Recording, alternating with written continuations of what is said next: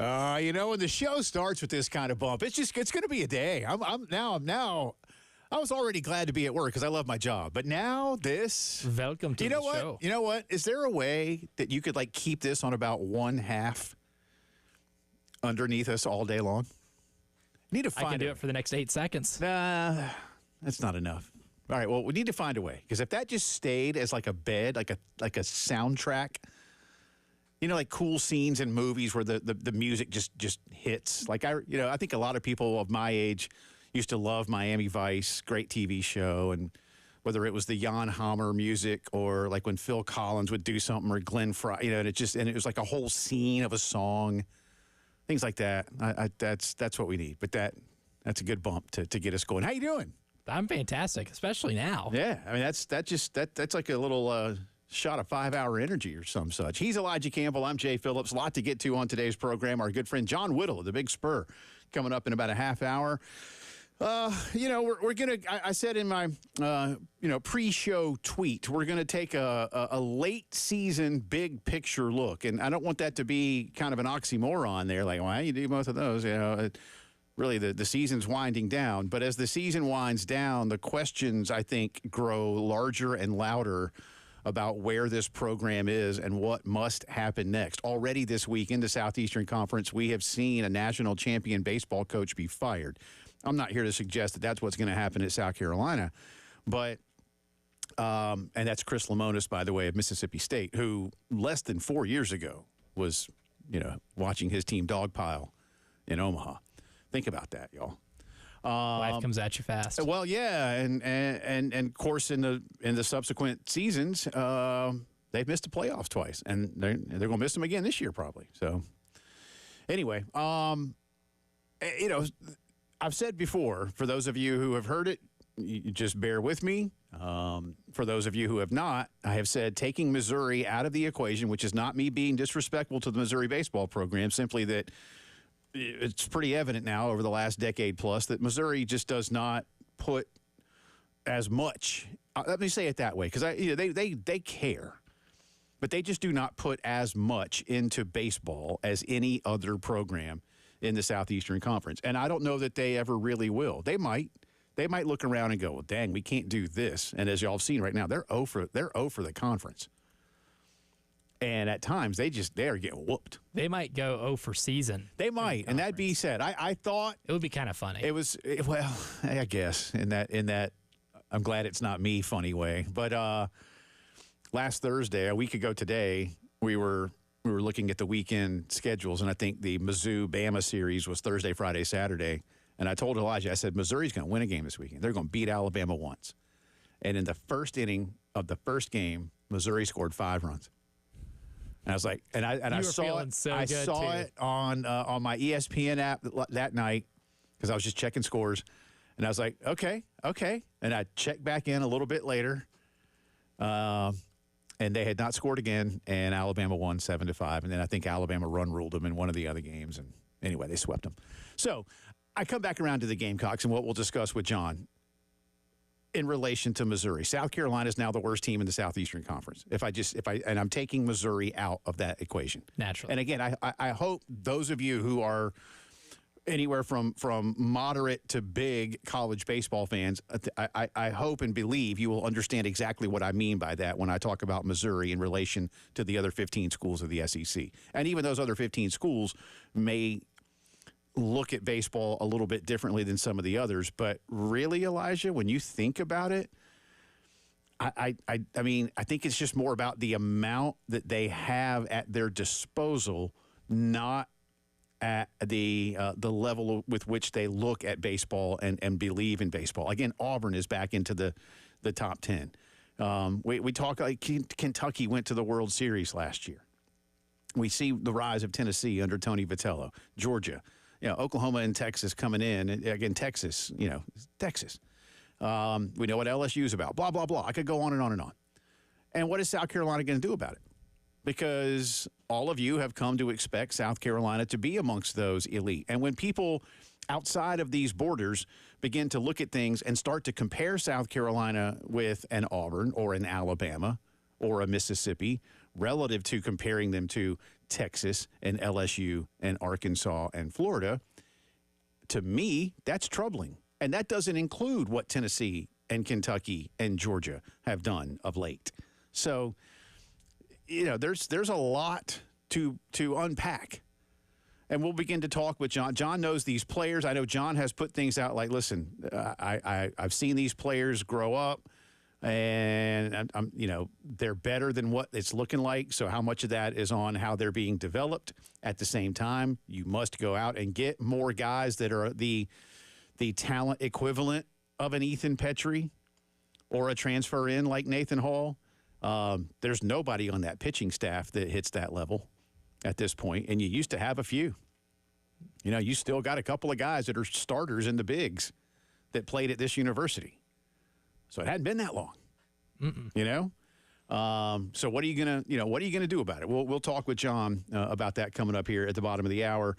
2 days in a row to talk Steeler quarterbacks and other stuff with our buddy Lou Bezjak. It's total coincidence. Yesterday we had Lou on because he broke the story on Tuesday of Cam Scott's return to the Carolina men's basketball program. So we kind of got some insight from him on what all went down over the month that Cam was in the portal. And then today, Lou had a piece out based on some news yesterday across the street at the State House about the future of the high school league. And we'll do that with Lou coming up at 4:15. Nothing concrete happened in that hearing yesterday over at the State House. Or actually, I think it might have been in the Blott building. But because I think it was a committee hearing. Anyway, you see the point I'm making. On the complex. How's that? Splitting hairs. On the complex, yes.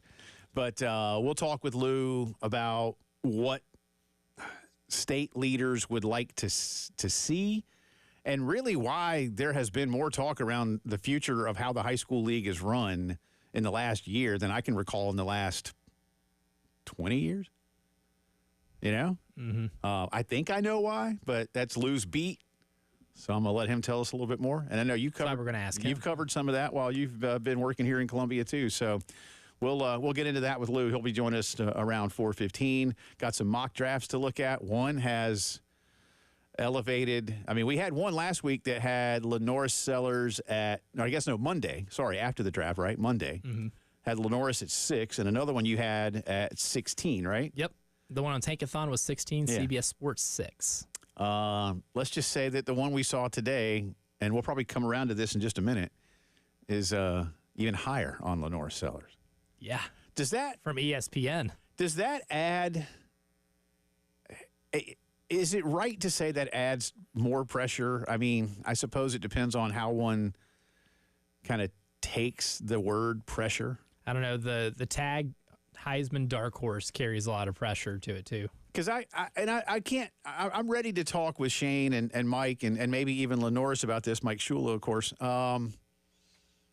Lenoris does not come across to me as someone who's going to be worried about Heisman Trophy talk or draft pick talk. But at the same time, Lenore Sellers is a human being. Human nature is to look forward to things like that. And when you are a Heisman Trophy winner or you are projected, let's just say, as a top 10 pick in the National Football League, those are things that, should they occur, will severely and positively, you hope, alter your life. So how do you not think about it at the same time? And you could also be that competitor who says, well, if I do the things that put my team in a position to be, say, in the top 10, then the things that I would like to be in the top 10 of will also follow, at least in a typical fashion. Yes. I mean, you take care of business here this year, your draft eligibility year being, next April, then a lot of stuff's going to take care of itself, especially if you win. Yeah. Winning cures all, right? Oh, yeah. Like the tape will speak for itself, but if you're able to carry this team to, something like the college football playoff, that alone elevates what you are. Do I think Will Howard is a potential legitimate NFL quarterback or a draftable quarterback? Not necessarily. But is the last thing I think of the first thing I think of whenever I hear his name, him winning a national title at Ohio State? Yes. Yeah. And that helps out a lot. Yeah. No question. So we'll touch on all those things for you, some Braves notes and a few other things going on out there. Andy Staples and Ari Wasserman had an interesting discussion on the future of SEC scheduling. There is now, as we have now hit May, literally today. Happy May, everybody. The end of the month, of course, every May is the annual SEC spring meetings down in Destin, Florida, where mostly football and basketball coaches get together and do stuff. ADs, Greg Sankey. Used to be the time when they would hand out the oversized novelty check. They don't. I think they wait now and do that a little bit later in the year. But Greg Sankey has gone on record as saying that they would like to have some type of clarity on a future scheduling format for football by the spring meeting. So that gives them 3-ish weeks and change to come up with it. I think we can come up with it in 3 hours if we wanted to. I mean, I know what they should do. They should go to 9, and they should do the 3 plus 6, and that will work. And then you'll see everybody twice in a 4-year cycle. Mm-hmm. And it will. And Andy pointed this out, and I've said it a bunch too. It will also make sure that the couple of decades worth of protecting 2 football games every year won't have been in vain.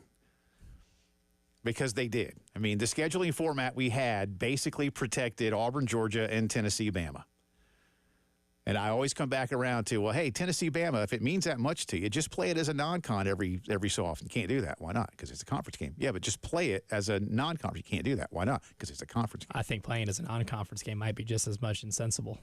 I don't know. Again, Wake and Chapel Hill managed to pull it off as a non-con. Well, did they pull it off, or did they just do it? Does it? I mean, that's what we say about Bedlam. I can try. Just do it. Just call up, go play the game, do it. Well, you don't have to worry about it being a conference game anymore because it's a non-conference game. I can go out on a trampoline and try to do a double front flip. I can do it, but me doing it and pulling it off are 2 totally different things. It's fair. Because then what? Imagine this scenario. This would be a nightmare. The Tennessee-Alabama game would have decided who is in the SEC championship game or not, and the loser of that game plays. The winner doesn't, but the winner's not in because we didn't consider it a conference game. Yeah. That is a nightmarish scenario. That would be brutal. Just make certain that whatever they do does not make the first 30 whatever years of the expanded Southeastern Conference in vain, because that's what they told us. Well, we got to protect those games. And apparently Mississippi Vanderbilt was also on that list. We just never heard about it. Despite it being the world's greatest collection of men in khakis on the planet Earth. I like khakis. I love khakis. Which is why I don't like missing Ole Miss Vanderbilt games. Sure. If they're playing, I want to be there so I can be part of the festivities in my khakis. We'll get into a few more things on football. But before we do anything else, though, very compelling 107.5 The Game poll question today on the Twitters. This is a Terry Ford brain trust here, which is ironic. He said he forgot to mention it during their show. He's the one that came up with it. It's a good one, and it's one that I would expect. I have a theory as to who's going to win this, but I'll read it to you and I'll let you decide. All right. Poll question of the day. Who had the biggest mess up of the week? Was it Jeff Ulbricht's son, Tyrese Halliburton's dad, or Bill Belichick's PR strategy? I'm not going to comment right now. Everybody can start chewing on that one. At 107.5 The Game on Twitter. I can vote on that, right? Yeah, I'm going to go vote. You can. I'm going to go vote on can. that in a second. Let me think about that during the break. Choices again? It's Jeff Ulbricht's son. For those who don't know, that's the defensive coordinator for the Atlanta Falcons, who didn't keep the secret well enough of Shedeur Sanders' secret phone number for NFL teams only, and his son prank called him on draft day. Tyrese Halliburton's dad, who decided to pick a fight against somebody nicknamed the Greek Freak, and really don't need any more context other than that to know that he got himself in trouble. Or C, Bill Belichick's PR strategy. All right. Yeah, hit us up on Twitter, 107.5 The Game. All right, we'll get into that. New mock draft has Lenoris in a high spot. That and more for you. John Whittle coming up talking Carolina baseball. It's the postgame show.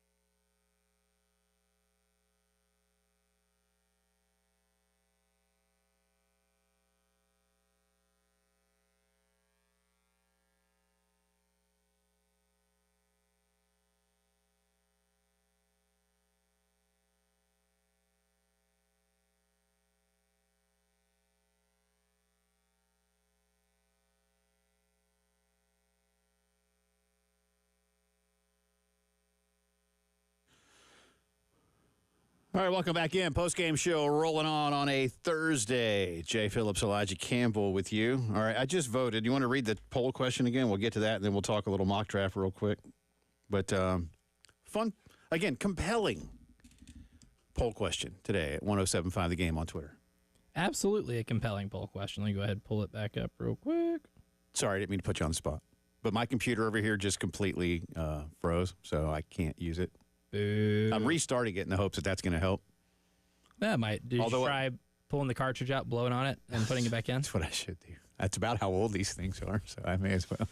So the poll question of the day, who had the biggest mess-up of the week? Is it Jeff Ulbricht's son, Tyrese Halliburton's dad, or Bill Belichick's PR strategy? Right now, we have 133 votes, so a reasonable sample size, 20 hours left in the poll, so plenty of time to vote.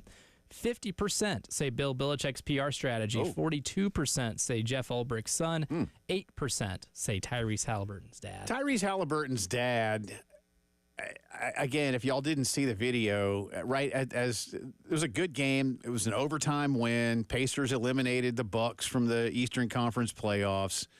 And Tyrese's dad was wearing his, one of his son's jerseys, and he's excited, and that's cool, Proud dad, I get it.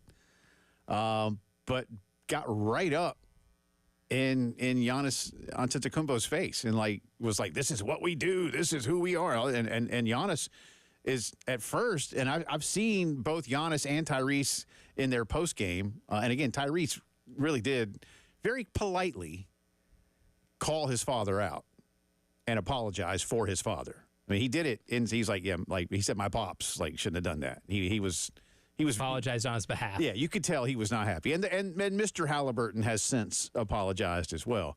But Giannis was like, at first, I just thought it was some fan walking up to. I didn't know what was happening. And of course, there's Giannis. His team just lost in overtime to be eliminated. So he's, you're thinking about other stuff. You're dejected as a competitor. But I was like, what? When I saw it, because I told you, I read about it first, and I was like, all right, I got to see this. And honestly, when I saw it, it was worse, in my opinion, than what I read. Because, he got right up there. I'm like, what are you doing? And he's lucky that Giannis, who is considerably larger, didn't decide to force Mr. Halliburton to have some future dental work. Because all it would take is one. All it would take is one swing for it to do some damage. And I've seen that kind of thing happen probably over less. But Giannis is, he did all right. And then some people kind of came and intervened. And anyway, so that was bad. I voted, though, for Jeff Ulbricht's son, Jax. Cost his dad some money. Because and I think our good friend Tyler Head, as we were trading out studio today, he said that, he caused a $350,000 mistake. We'll see what's going to happen. Bill Belichick's book is still going to sell, and it was very awkward. And once TMZ reports on how badly it went, I know it sounds crazy to say, don't put your faith in TMZ, but quite honestly, y'all, in today's world, the opposite is true. Well, in terms of finding out stuff. They find out stuff. They get stuff. And it feels like 999 out of 1,000 times it's verified. So TMZ has become, again, as salacious they may be, as tabloidy as they may be, and that's what they want to be. That's their shtick. But they also know in a new media age, they can't just go saying stuff. This isn't when we were growing up. And any of us, I could even say this of you, the Inquirer or whatever at the grocery checkout, most outlandish headlines. Three-headed monster found in, Missouri Lake. And then you find out that some kid's toy was floating, or whatever. Or it was just was the 300 monster. Or it was completely made up to begin with, and you just you spent the $2 to buy the Inquirer. So the Belichick thing is it's become surreal. And it's become a bad look for the university that just hired him. Oh, absolutely. And are going to pay him $10 million this year. It's and to have, he's now said, We are in a personal and professional relationship. But the University of North Carolina Athletics Department cannot allow Bill Belichick's girlfriend to have a direct say in their school's messaging. Now, to be fair, that's not what happened on Sunday. This was and here's the thing. I don't think they're this naive, Bill, and they're not this naive. You didn't do an interview with I don't know, man, the Fayetteville newspaper. No, you did not. This was CBS News. The parent of not even arguably, it is the number one news program in the history of the United States. And this wasn't a 60 Minutes piece. This was for their Sunday morning show. But nevertheless, it's still CBS News. Media giant. Kind of a big deal. And they're not going to be restricted. And they have the proof as well. Hey, we booked this through Bill and Simon & Schuster. We don't do restricted stuff. Right. That's not what they do. Yeah, this is not how we don't do that. So for Bill Belichick and Jordan Hudson too, well, they told us that they would only talk about Bill's book. Yeah, come on, man. You're Bill Belichick. And here's the thing, too. Bill Belichick put her in the book. Yeah. Therefore, she's part of the book. Yeah, you're part of the book. Therefore, that's a fair question. Yeah, it's on the record, man. You did it. And how innocuous is that? How'd you meet? That's not a nefarious question at all. Right. It's a pretty normal one, actually. When you're a couple, how'd you meet? My wife and I always get a chuckle out of getting to tell the story of how we met because we weren't supposed to. Complete fate brought us to a spot to meet each other at a bowling alley on Two Notch Road. Because my buddies and I were going to go bowling across the river here. That's where we always went. But a friend of ours was working late and said, hey, we were in college. He was doing something. It was like summer job. He was like, hey, meet me at Spring Valley Lanes instead. It's now called Royal Z Lanes. But meet me out at Spring Valley Lanes instead. We were like, all right, that's cool. He was doing something up in Blythewood. And it was just easier. We were like, all right, that's cool. Sonny and her friends had just gotten to Columbia before school even started, freshman year at Carolina. They didn't know where to go bowling. So the first one they saw was that one, and they just went. Total fate. Boom. Love telling that story. Easy. What's wrong with telling a story? How'd you meet? And you can keep it as simple as possible. I mean, unless it was at like one of those ranches out, outside of Vegas, and it wasn't. Nope. And then he goes on to say in the press release, even the press release he put out, he's like, we met on a flight. That's all you had to say. Yeah. That's all you had to say. Have a canned answer, because for somebody who's working in PR, like she claims to be, you're telling on yourself that you don't know what you're doing by wanting to divert attention away from how you met by saying we're not going to talk about that. Yeah. If you don't want anybody to have any questions raised or have anything related or any attention brought to that, the worst thing you can do is say we're not going to talk about that. You can make something up. Lie. I don't care. Yeah, sure. Lie. Sure. No, so right into our Publix. I don't care. Lie. I'm going to vote for the kid, but man, it's close. It's really close. Yeah. But the kid cost his dad $100,000, and then you make Arthur Blank, who I know is worth $1 gajillion, pay $250 for that. So, all right, baseball on the other side. Gamecocks back at it against Florida, but bigger picture issues surround the program. We'll get into all of those things with our very good friend John Whittle of the Big Spur when the postgame show comes back.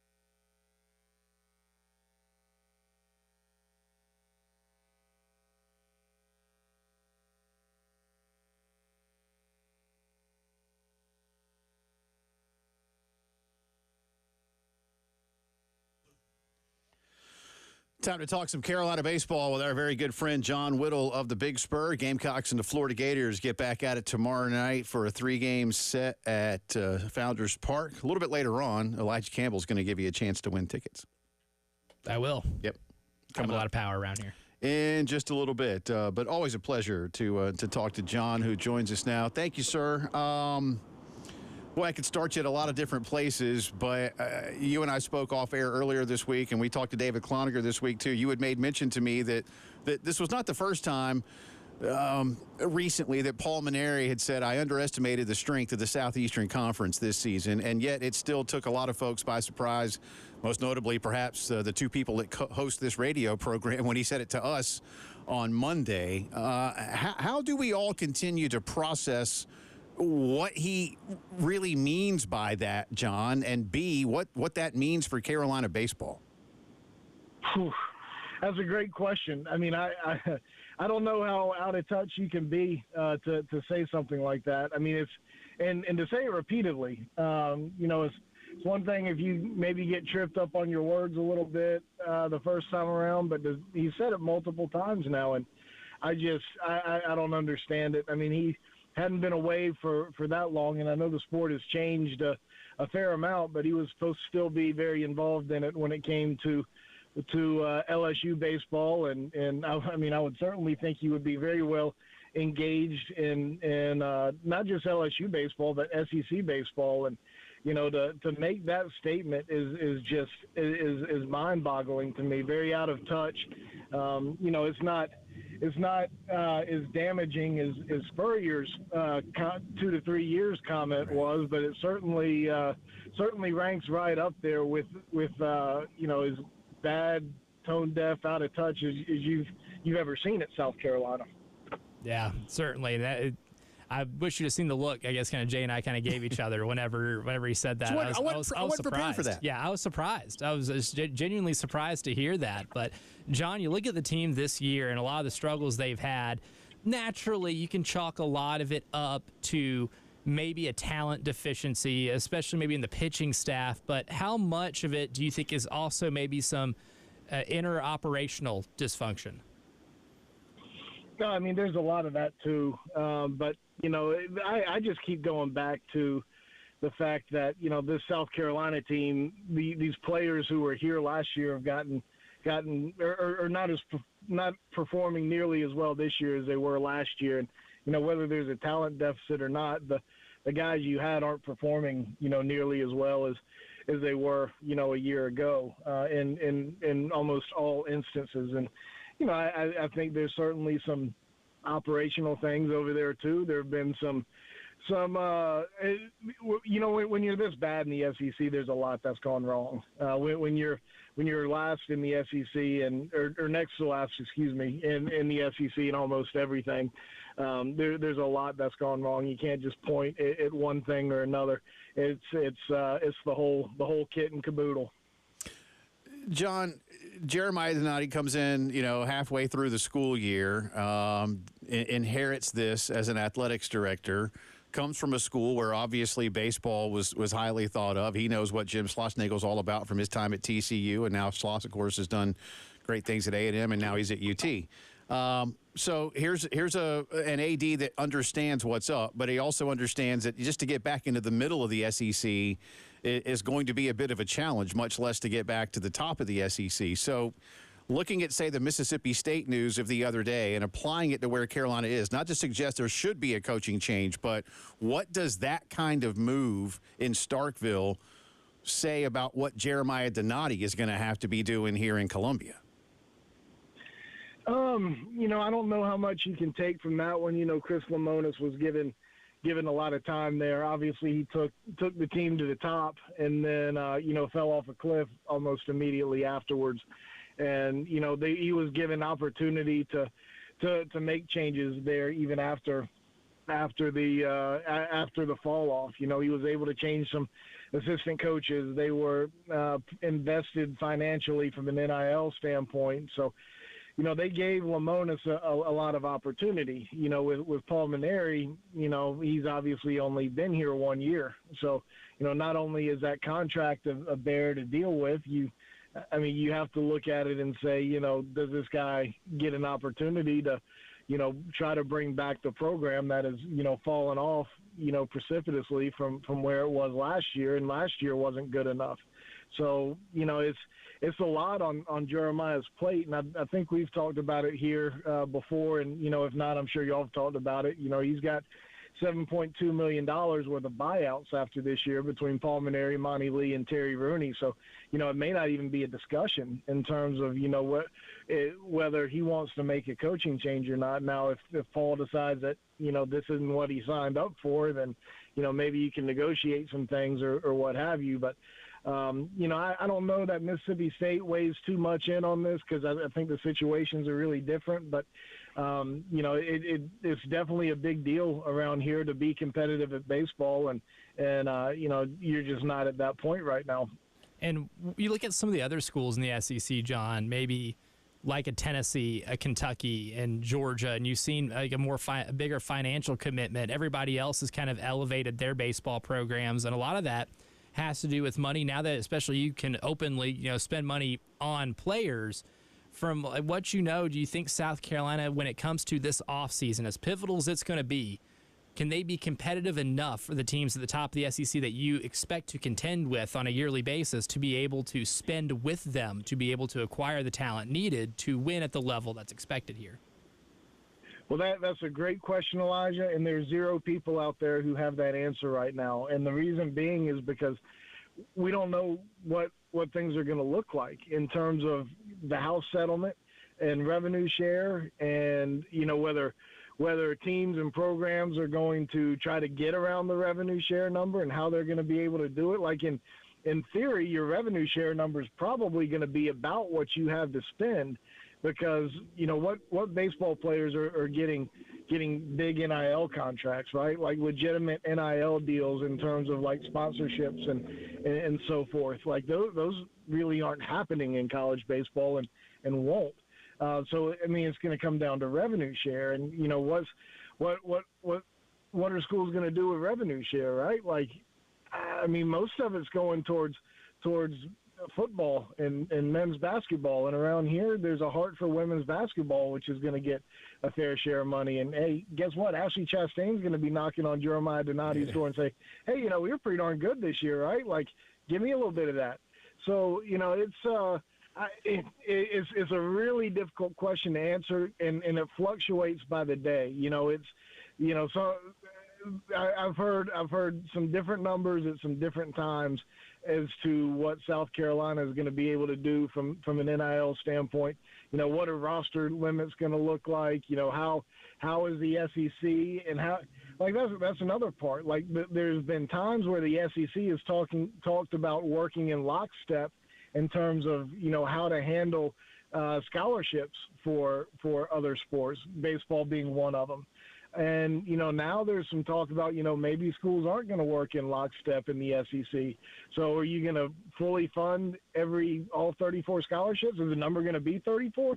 Like, that's really hard to answer right now in terms of whether South Carolina can financially compete. I will say that they had a extraordinary increase, about 4 times the amount of budget from an NIL standpoint for this year as opposed to last year, and that's gotten them absolutely nowhere. So I don't even know that I'd trust the folks over there to spend the money wisely. Oof! Wow, that's a number for you, John. I got about 1 minute left, so just a kind of capsulized version of, from your vantage point at least, how recruiting is going. Paul, on this program at least, has already made mention a couple of times of having to go out and get the guys. Hard to sell the program at this point, isn't it? Oh, it's yeah, and that's going to be another thing. And I've talked about a little bit with when it came to basketball. Like, when you have a basketball team that finishes at the bottom of the conference, like, you've got to pay kind of a premium to get good players in. You got to pay them more than if another SEC school is gonna try to come after them, right? Like, they want to compete for championships and go to the NCAA tournament and what have you. It's going to be the same way with baseball. But the recruiting class, the new coaching staff came in and gave the axe to about half of the incoming recruiting class of the high school kids. There's only 6 of them right now, and a couple of them are there are a few of them that have a chance to be competitive next year. I don't see a KJ Scobie who's hitting in the 5-hole or 6-hole and playing tremendous defense. I don't know that there's that kind of guy. There's one pitcher who I think can contribute a little bit, or two pitchers next year who may be able to contribute, like a Zach Russell or a Ryder Guarino. But you got a few JUCO guys in there. It's going to be mainly portal where you're finding your difference makers, and we'll see what kind of money they have when that comes to time. Appreciate you as always, or all your stuff, sir. Good stuff is what I was trying to say in English. We'll do it again very, very soon. We'll try to talk Arsenal next time as well. Appreciate you. Safe travels. Absolutely. Appreciate you guys. That's our good friend John Whittle, John M. Whittle on Twitter, bigspur.com. This is the Postgame Show.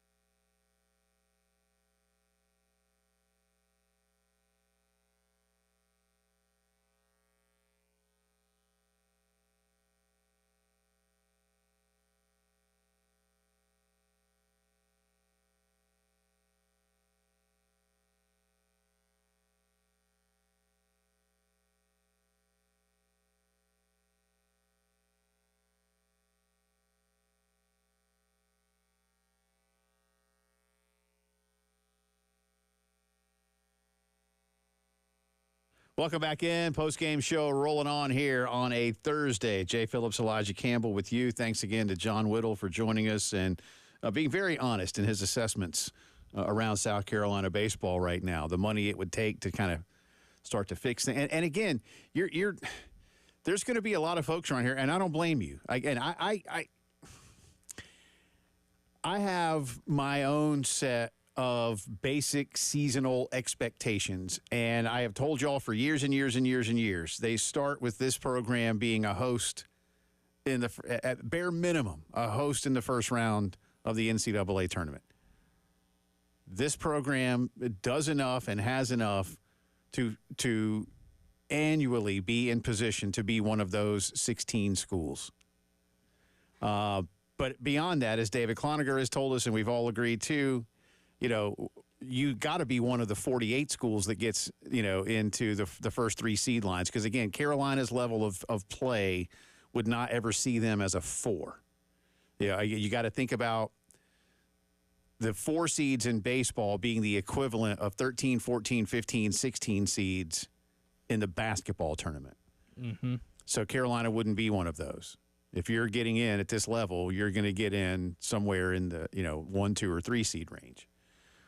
And we're about to see a season go by where, unless something dramatic happens here, and again, I'll grant that it could, but should it not, South Carolina is going to miss the postseason, and that'll be the 5th time since the last appearance in Omaha.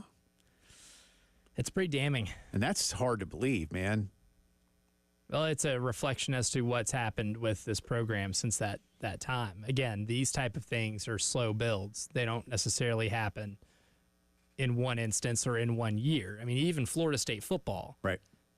Like, if you just go back to, like, their undefeated season 2 years ago, they had a 2-10 season this year. There's still room to turn it around. And if they have a good year this year, they can still get themselves back on the trajectory where they were heading before the 2-10 season. Yeah. You can prove it's a one-off. Yeah, they're not going to be that bad. And if they do, then, I don't even know what to say at that point. Then Mike Norvell, Canada, is calling your name. You can coach in the CFL, buddy, or something like that. I don't know. Nick Saban's not coaching anymore, so you don't have that hideaway like a lot of other coaches have had. But this program, when you just look at it through that scope, that since the time you've been to Omaha last, you'll have missed the NCAA tournament 5 times, is a reflection of the slow burn that is the reduction of this baseball program. Yeah. Again, you're still not Missouri. No, but you can't compare. And again, to the point, yes, you're right. But we're again, for our conversations, I just think it's the right thing to do to accept. That's accept Missouri. Yes, it is not for you or me an attempt at disrespecting them. It is simply a look at the reality of what their program means to their school relative to the other 15 schools. Yeah, the other 15 schools looks at Missouri the same way Logan Roy in Secession looked at his kids and said, "You are not serious people."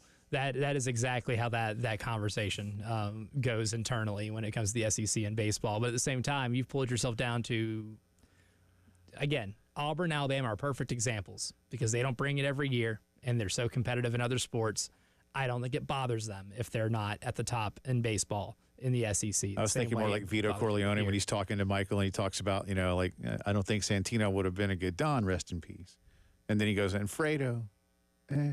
Yeah, that's Missouri is Fredo. Yeah. And Missouri, they don't got it in them. Yeah. Not serious. But Carolina, it's just and look, you're in a weird, for lack of a better term, it's an odd spot. As John said, if you wanted to start over, just starting over is going to cost you a lot of money. Then once the start over begins, that costs a lot of money. I know that sounds a weird way to put that, but you're basically got to do 2 things to start over. And it's not. This is not a school that has unlimited resources like the schools in Texas or like an LSU might. So I don't know, but there again, there's a just tremendous amount of pride in what this program is, and that's going to be on full display with the teams that are honored this weekend. And those teams that are getting an SEC Network documentary about them. And you're a long way from that.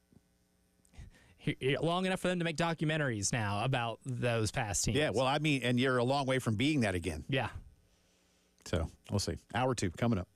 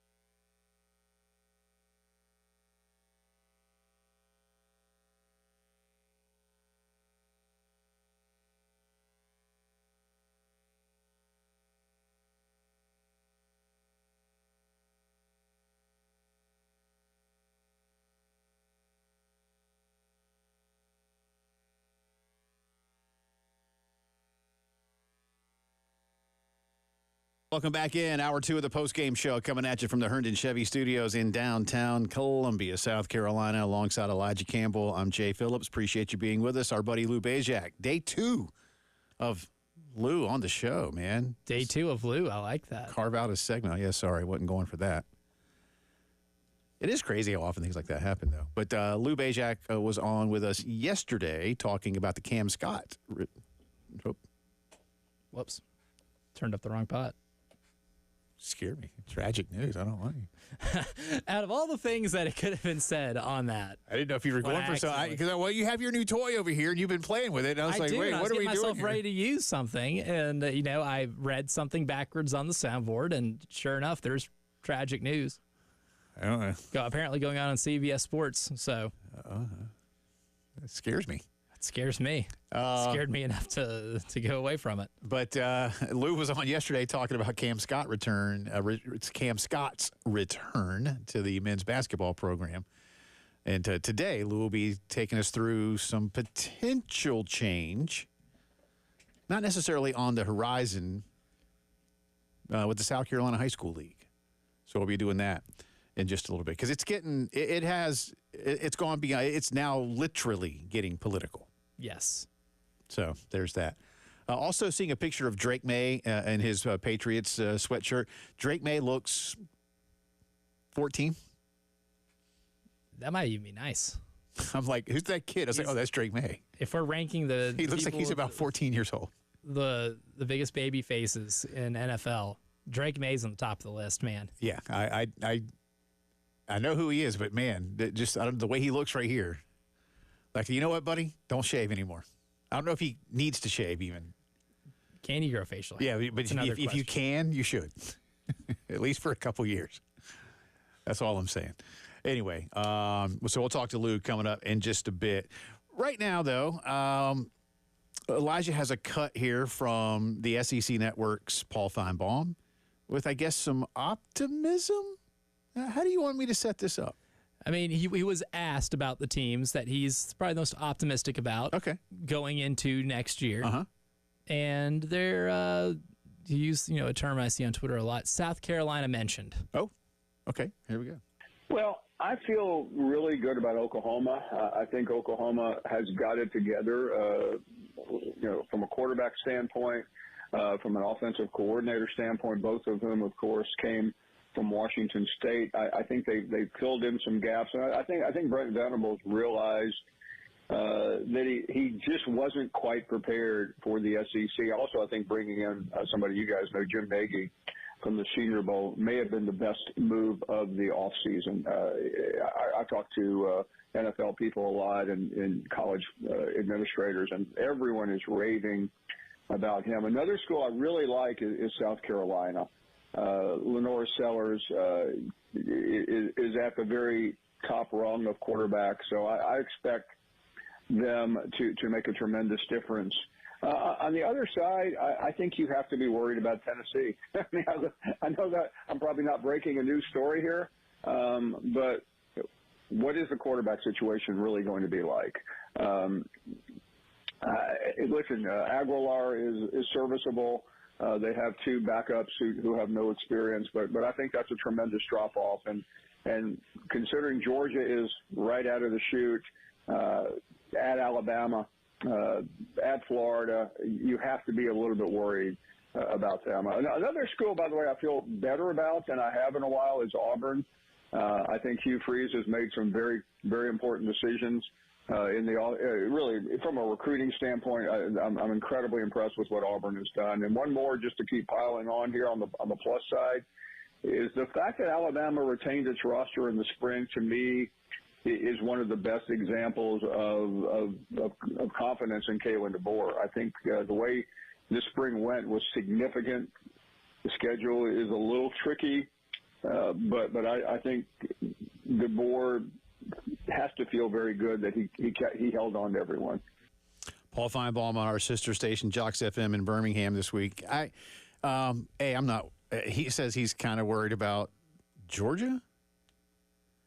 Is that what he said? I think it's up to Tennessee's schedule. Oh, okay.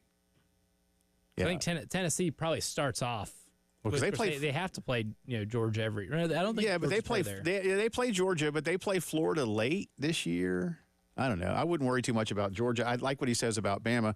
With Carolina, listen, if you're going to be high on Bama and Oklahoma, Carolina went 1-1 against those teams in their buildings last year. Do you expect, if you're South Carolina, to go 2-0 against them because they're in your place this year, or is 1-1 going to be acceptable in that mix again this season? I think you're better than those teams. Yeah. Well, I think you're better than Oklahoma. I don't think you're a lot better than Oklahoma. I don't know that you were a lot better than Oklahoma last year.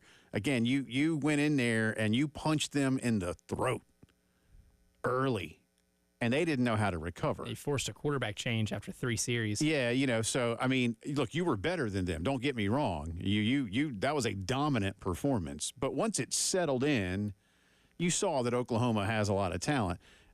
I'm not ready to say, look, Carolina could have beaten Alabama last year, and that felt like a pretty solid 50-50. We talked a lot about that performance the week prior or the week after that game, and from that point forward until the bowl, South Carolina didn't lose again. I thought we saw South Carolina grow up a lot in that game at Bryant-Denny. That loss will end up being a turning point of the season. Because you knew you could have done things, and that's a young team, at least a young quarterback, making some mistakes, putting it on himself, knowing what he could do because he had a turnover, he had the 2-point try that went into like row 5, but that was a day also where Nick Harbor got better, and I think Nick Harbor got a lot of confidence in himself. The defense played well. I guess Milroe did some things early, but then really you kind of neutralized them. Settled in. For like 3 quarters. Yeah. So, again, I thought Carolina grew up a lot against Alabama last year, but Alabama beat South Carolina, and I promise you with every fiber of my being that Alabama will come into Williams-Brice Stadium expecting to win because they're Alabama and it's South Carolina. But Alabama expects to beat everybody.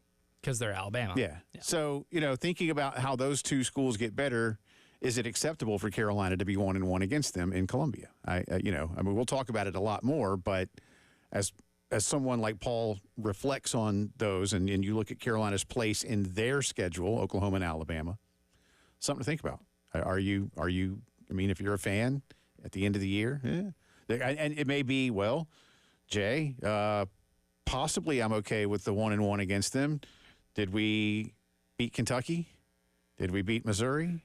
Did you take care of? Did we beat Texas A&M? Those, yeah. Schedule's never easy. Schedule's never easy. It never will be. No. And you got to go to Baton Rouge. You got to go to Oxford. And if Austin Simmons is any good, Ole Miss should still be pretty solid. That, to me, hinges on how good he is off the bat. I've already been formulating some of my own summer questions. As you know, I'm a big fan of Lane Kiffin. I know the Grove Collective has done a nice job of acquiring talent. But again, you also know that of all the games last year, the one I want back really is the Mississippi game. And you may say, Jay, no, we got our butt kicked. It was 27. What was it? 27-3. 27-3. Yeah. But I've told y'all, from the get-go, you took yourself out of the game. And I would just love to see a South Carolina that was not dejected, that was not down on itself, a ballpark that didn't go from amazing tailgate party atmosphere to almost, funeral-esque in 10 minutes. But it did. Yeah, I'd love that one back.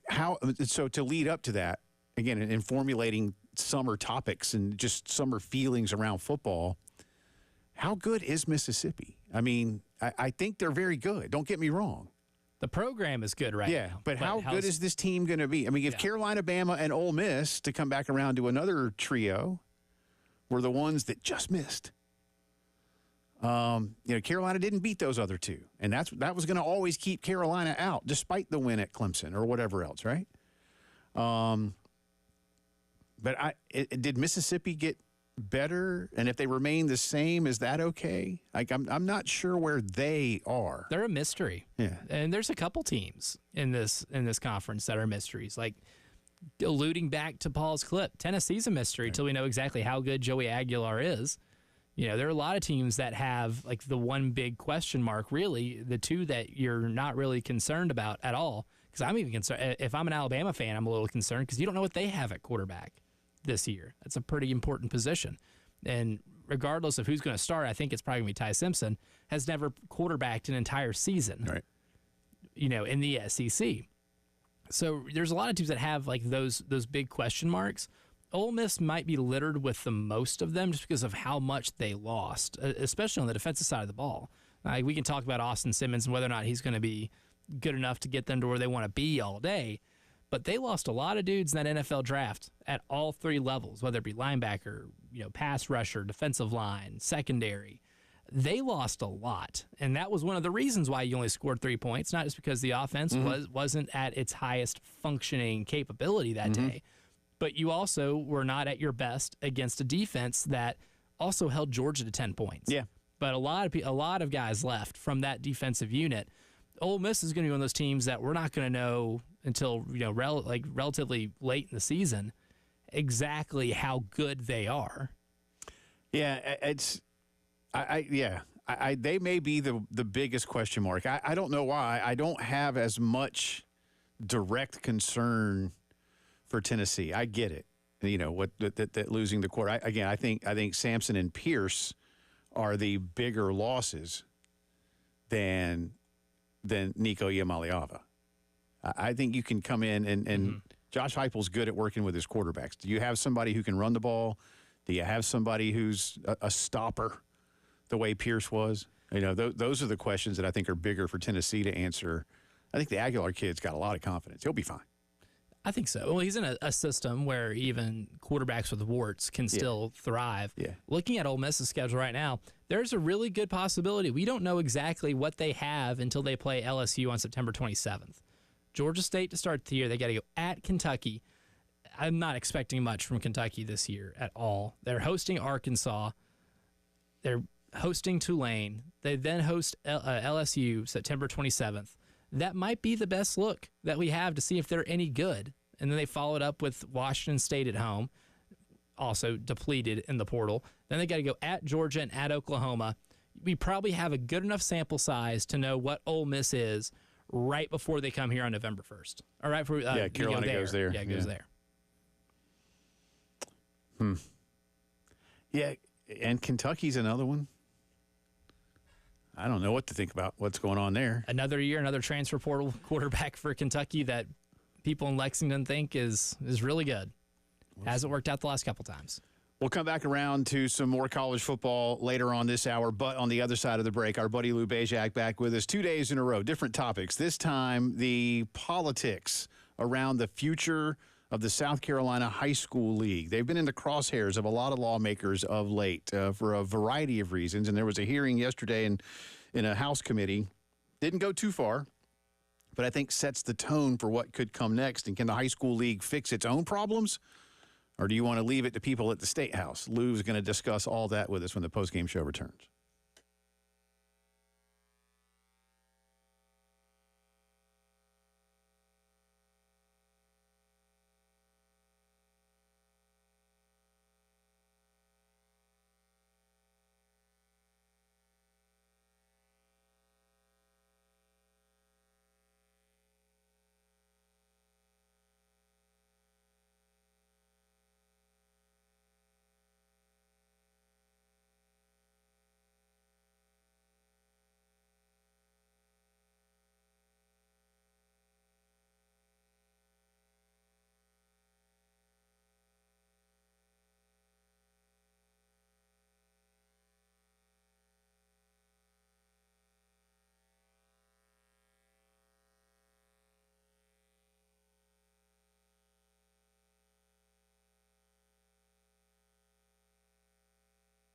You know, too often guys just won't go to the doctor when they're feeling off, whether it's because they think they can tough it out, whether they don't want to talk about it, feel a little bit embarrassed, a little sheepish about some of the things that could be troubling you. Please Don't be that guy. Get to feeling better, not just physically, but mentally. See, so much of the things that could be happening to you physically will then begin to affect you in other ways. Don't let that happen, all right? Go see Dr. Dan Balknight and his team at the Men's Clinic. They are experts in healthcare for men. They're dedicated to making you feel like yourself again. They get to the root of the issues. They get to know you, what's been going on, what isn't happening that used to, whatever it might be, whether it's your love life, whether it's at work, whether it's working out, whether it's working in the yard. 803-875-MENS. Set up a free consultation. And I'm telling you, do it for yourself, do it for your family. Go see Dr. Dan Balknight and the Men's Clinic.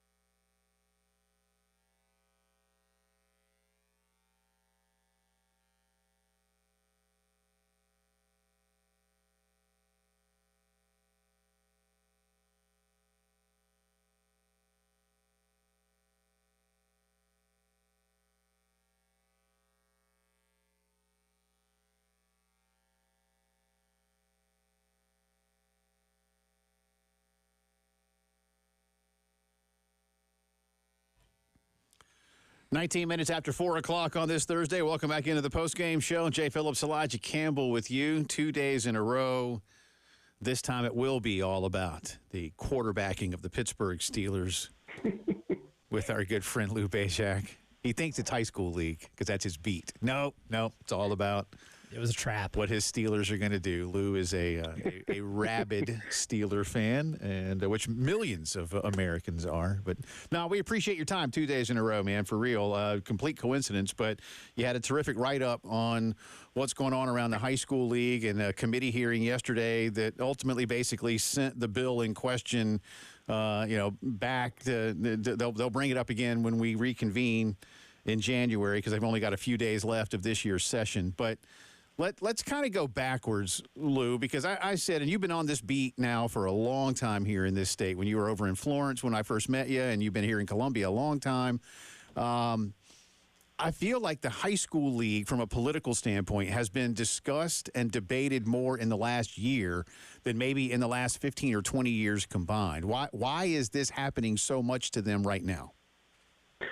I think a lot of it has to do with the constituents of these representatives, calling the representatives and complaining when maybe their teams or something happened, they lose an appeal, stuff like that. And yeah, you're right. It has gotten a lot more attention. And for the high school league, they've been a lot more transparent in how they're doing things these last several years too. So people are like just finding different ways to complain, and some want a complete overhaul. Some want, like yesterday, some wanted Jerome Singleton, the commissioner, to step aside as they try and sort through this bill that they're going to talk through in the off session. And yeah, it's definitely been interesting. And these last, I would say, 2 years, ever since this bill kind of was talked about back in an ad hoc committee meeting, I think in 2023, and now that the bill was filed a few months ago, and it's really gotten some steam, and I know some representatives wanted to see it passed to get out of the committee, which then meant it would have went before the House of Representatives. Still wouldn't have got out this session. It still wouldn't have got to the Senate till January, but they wanted to see progress. But they voted yesterday to adjourn and talk about it and meet with the two parties, the lawmakers and the high school league, meet over these next few months leading up to January and see if we could come to some sort of a compromise and combination and maybe redraft this bill going forward. How much of this stems, you kind of touched on it, but let's go into more detail. How much of this stems from charter schools, from schools like Gray Collegiate or Oceanside Collegiate that a lot of people feel have a big advantage athletically over other schools in their districts? How much, and maybe the high school league in some ways being powerless or not doing enough, if they do have the power, to make a difference when it comes to that perception of competitive advantage? Yeah, they did, and that I think when this first started out, that's when the multiplier was talked about with the high school league to move basically your out of zone students being counted for as 3 students, and trying to move teams up that had all these students from out of district. And then that started, and then a little bit last in the fall, there was an incident with Irmo and Gray. They're two different incidents, but Irmo won their appeal, Gray didn't, and I know some lawmakers thought, and it was mentioned that they thought that Gray they felt that was unfair, and when it was kind of the same thing being talked about as far as an ineligible player. So yeah, it's a little bit of that, a little bit of too now with the one-time transfer rule. Transfer may it's going towards more school of choice, and I think the high school league tried to get out in front of this, and they're trying to pass the transfer rule, and I think they see what's coming, the school of choice, and I think a lot of that is what this is. People want to send their kids where they want to, and it's kind of created a little bit of mess when you got these transfers, and high school leagues trying to do less with the rules and make it a little bit easier for transfers, so you don't have all these appeals and all this kind of messiness to go along with it. And you mentioned earlier a lot of shots taken at Jerome Singleton yesterday, the head of the SCHSL, and that's one thing I wanted to ask you about, too. What kind of role do you think he played in this in terms of drumming up enough public displeasure to get us to where we are today? Yeah, I asked him about that.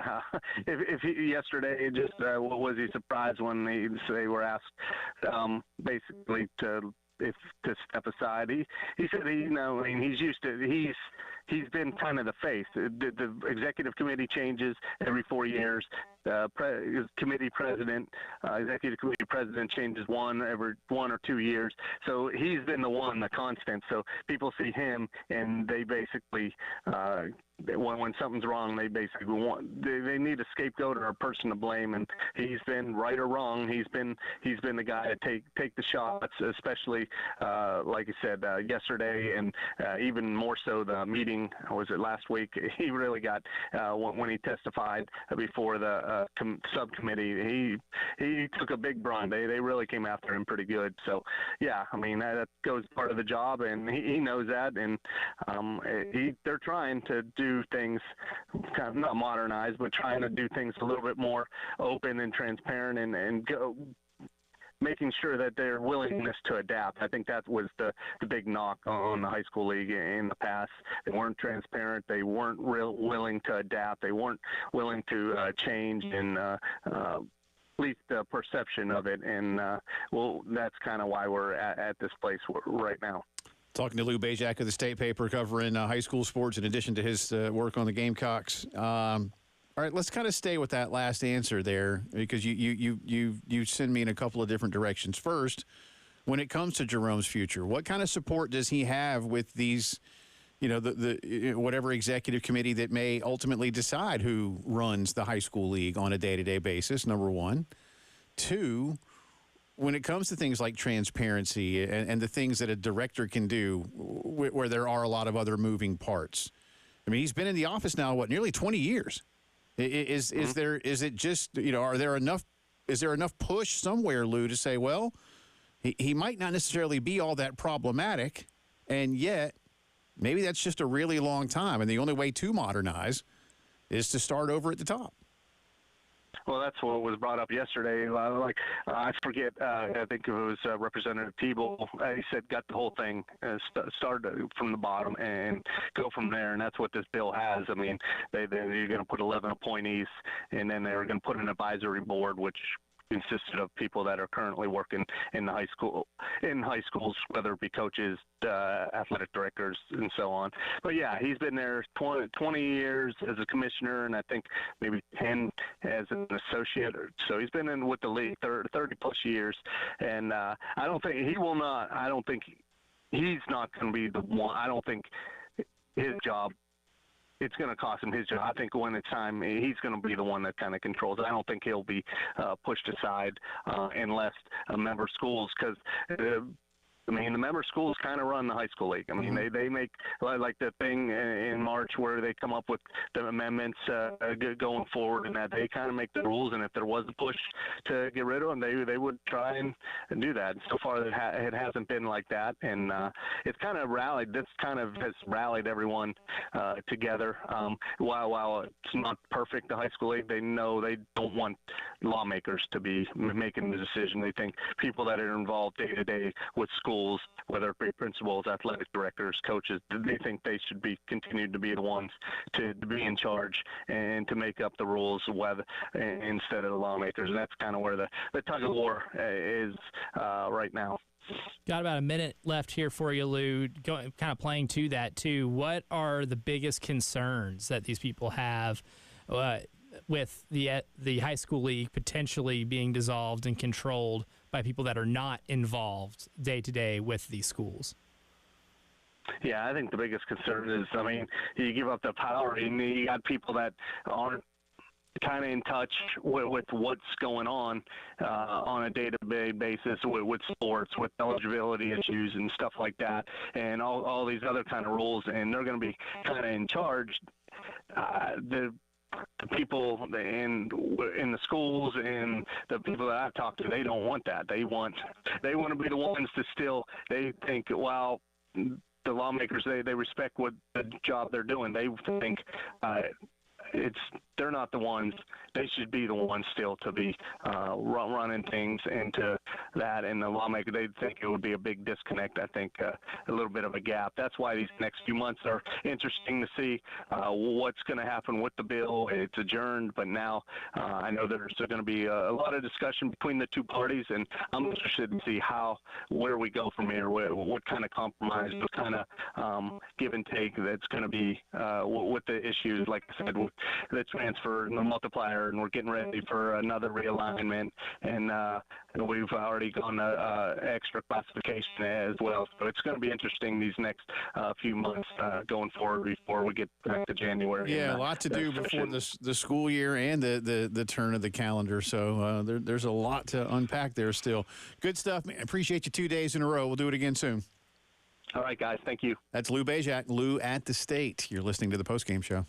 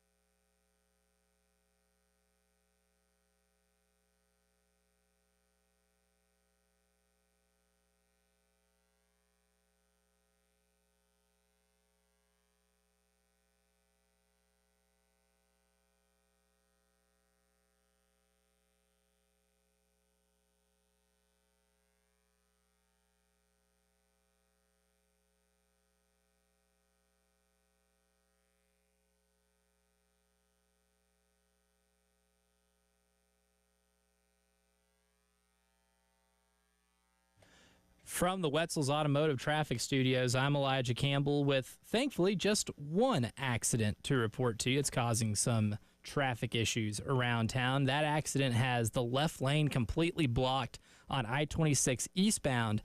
That's going to be over at Piney Grove Road near exit 104. Again, the left lane blocked on 26 east at Piney Grove Road, exit 104.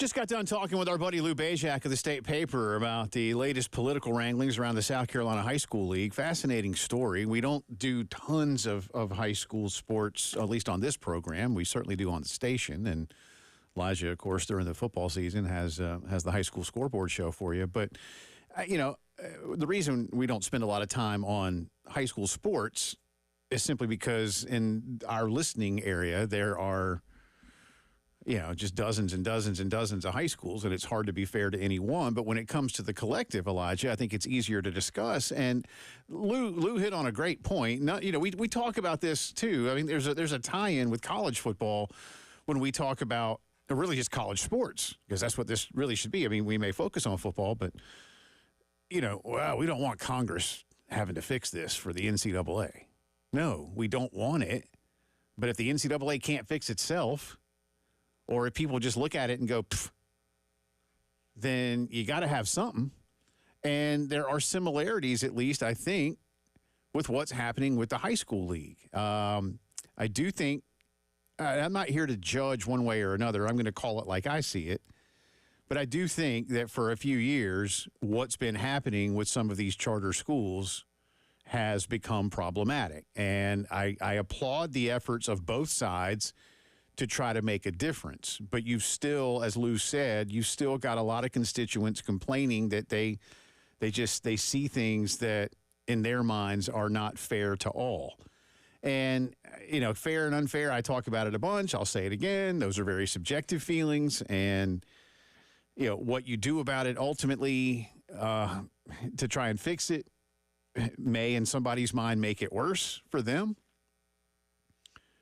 But I wouldn't disagree that you don't want to see state lawmakers overseeing high school sports across the state of South Carolina.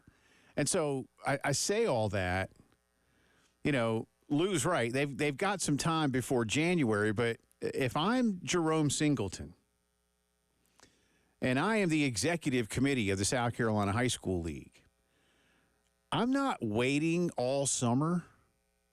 I'm not waiting until, Halloween or something.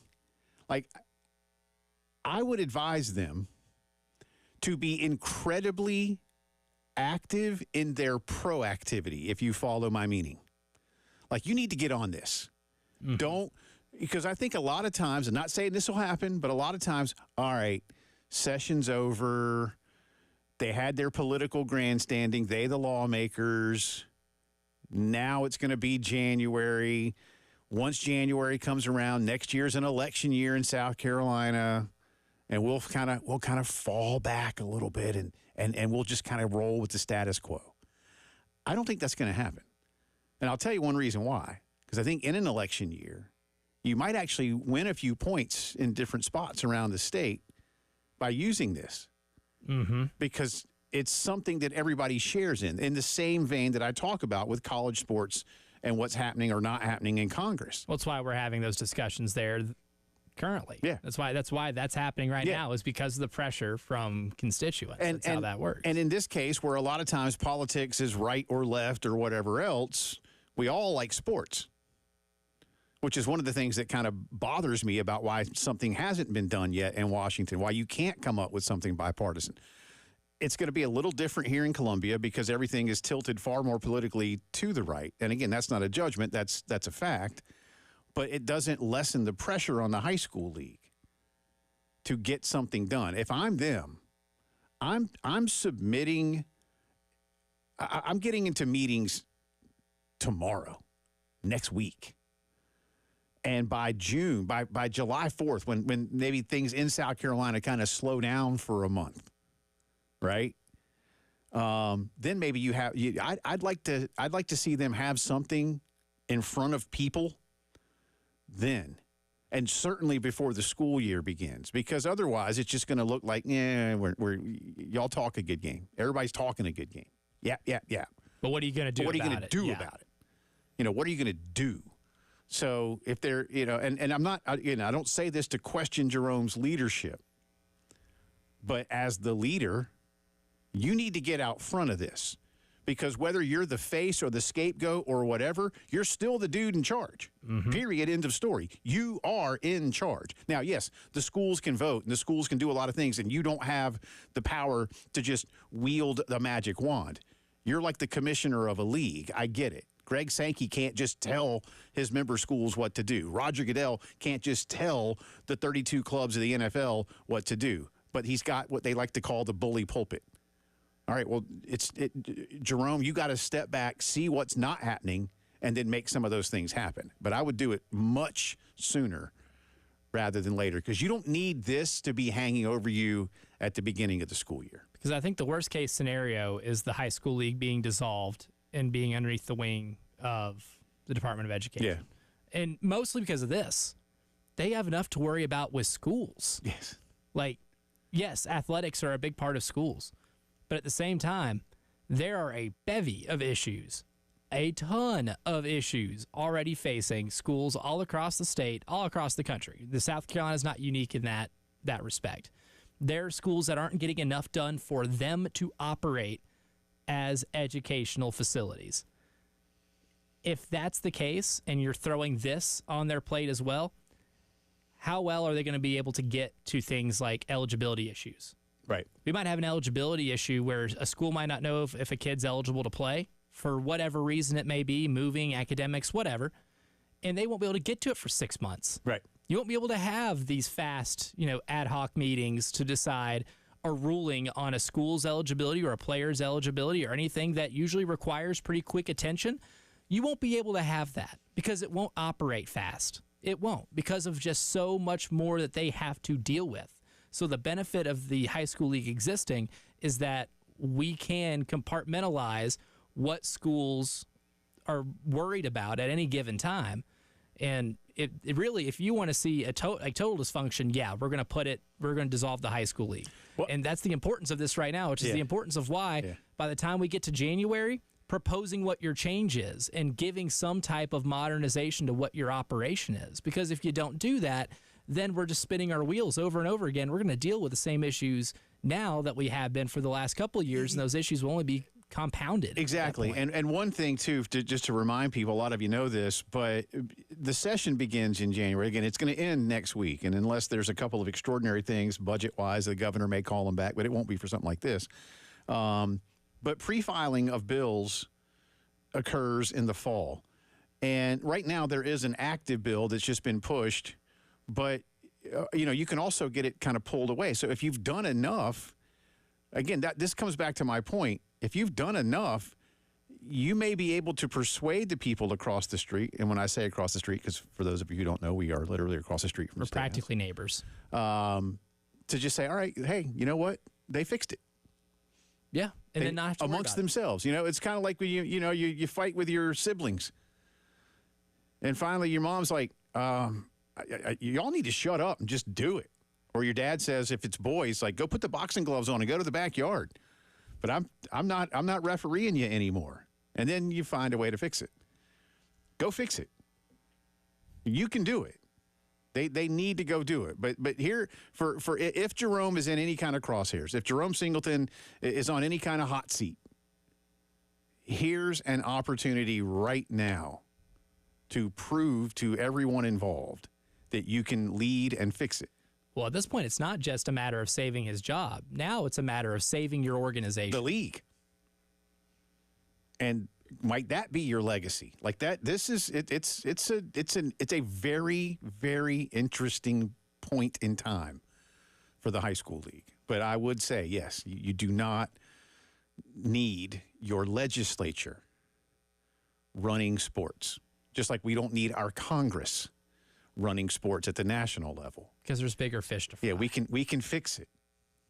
Let's just actually fix it.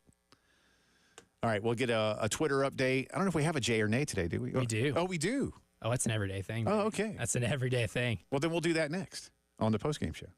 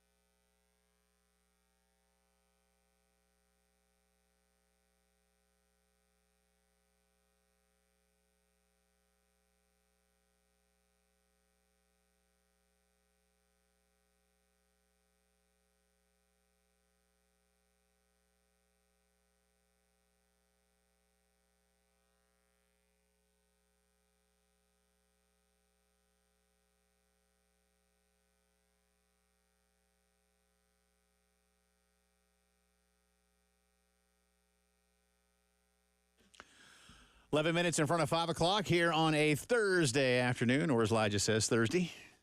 Happy May. THURSDEEEEEEEE. Thursday. We'll get to a Jay or nay in just a second. First, though, we appreciate the call. Joe Levere is the athletics director at Columbia High School and was listening to what we had to say with Lou, and then a follow-up. Wants to chime in. Joe, good to have you. Thanks for chiming in. What's up? Yeah, thank you guys. Long-time listener, first-time caller. Just on my way home from work, finishing up paperwork and eligibility and playoffs and things. And I don't think the general public realizes that, the high school league is just the governing body. It's us, the athletic directors, the principals, superintendents that actually vote on, make the rules like you guys have stated. We vote, propose them, vote on them, adopt them, and they're more so the police force. They're the ones that just enforce the changes and the rules that we put in place. And there's just the push to just ban the high school league. There's not a plan in place for what the State Department of Education would do. Are we going to have regions? Do we have classifications, state championships? I mean, it's just there's no plan that they presented as an alternate except disband. So, yeah. Yeah, and in that sense, Joe, I would think that's maybe part by design to you better fix it because you don't want to. Listen, we again in college. That's why I'm making the likeness to college. Look at what we have right now. Do we have rules? Maybe not enforceable ones. Maybe. Right. I don't know. So, well, hey. Yeah, getting out in front of things with a +3 multiplier. I mean, these are things that are proactively being done just to help with that. We got Tim Kennedy from Irmo High School. He's now in charge of student safety, awareness of that and protecting our athletes and trainers, emergency action plans. There's a lot that they do that people just don't realize. Well, and again, I'm pulling for it to get fixed. What needs to be fixed, and maybe it's not always as bad as it might seem. But again, do what you can to avoid the folks across the street from having to take it over. Yeah, we don't need that. Right. Yeah. Joe, thanks for chiming in, man. Yeah. Again, I appreciate you, and good luck with it. This summer for all you men and women in the AD chairs and such to get this thing fixed. And again, good deal. Thank you, guys. Yeah, but appreciate you. Have a good week and have a good summer, right? That's what you say to people at the end of the school year. Hags. That's what you sign in the yearbook. Yeah. Yeah. Have a good summer. Have a good summer. It's a lot. It's a lot. All right. Do we have time for this? Right. We're making time. I hear the music. We're making time for it. I hear the music. Jay or nay? We'll go ahead. No, I'll start off with this. Keep the high school league. Jay. Yes. Keep the high school league functional. Yes. Jay. Jay or nay? Seth Emerson wrote recently, Georgia and Texas are the two teams to beat in the SEC. But after their offseason, that third team is LSU. Jay. Yes. It's almost make or break, but they've got one of the 2 or 3 best quarterbacks in the nation, in my opinion. They know what's ailed them of late. They've always got talent. It's a matter of putting it in the right place. Yes. Jay. If you've been on Twitter recently, you've seen a lot of discussion about this topic. Jay or nay? 100 men could fight and defeat one large, ticked-off silverback gorilla in hand-to-hand combat. I've seen this, and quite honestly, this makes me uncomfortable. It's hilarious. I like why you want to do that anyway. I don't. How did this start? You've seen Planet of the Apes, Jay. I have. But that's not what this is. In science fiction, humans have messed around and found out. So I guess this is in preparation for anything that might need to happen. I don't want to have to fight. Yeah, I don't. I'm not signing up for it. But in theory, I don't know why this became such a thing. I'm pulling for the gorilla. That's all. I am too. If this can the gorilla do it? That's the thing. Can the gorilla successfully in hand-to-hand combat discard 100 average built human beings?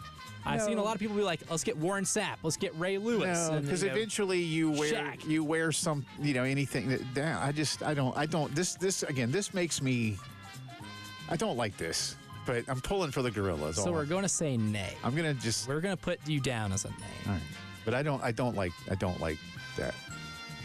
and I hope it never happens. It's never going to. I'm afraid it's merely a hypothetical. I know, but no one's calling to kill. There's enough bozos out there that'll try to find out somehow, some way. Well, we'll learn from our mistake. Rest in peace, Harambe. Yeah. Jay or nay, the Stars close out the Avalanche tonight. They're up 3-2. The Avalanche have that championship. Where's pedigree. the game? The game is it in Denver or Dallas? Is in Denver. All right. Because the Avs are kind of a sister team to Arsenal, since they're owned by the same people. That is true. Give me the Avs. So, what was that? The question that was the Stars close them out. So then, that's nay. And tonight too is Game 6 between the Senators and the Maple Leafs. And you are already on record by saying we're going to 7. That we will see you in Toronto. Yeah, and the Leafs don't make it out of that one. The Leafs.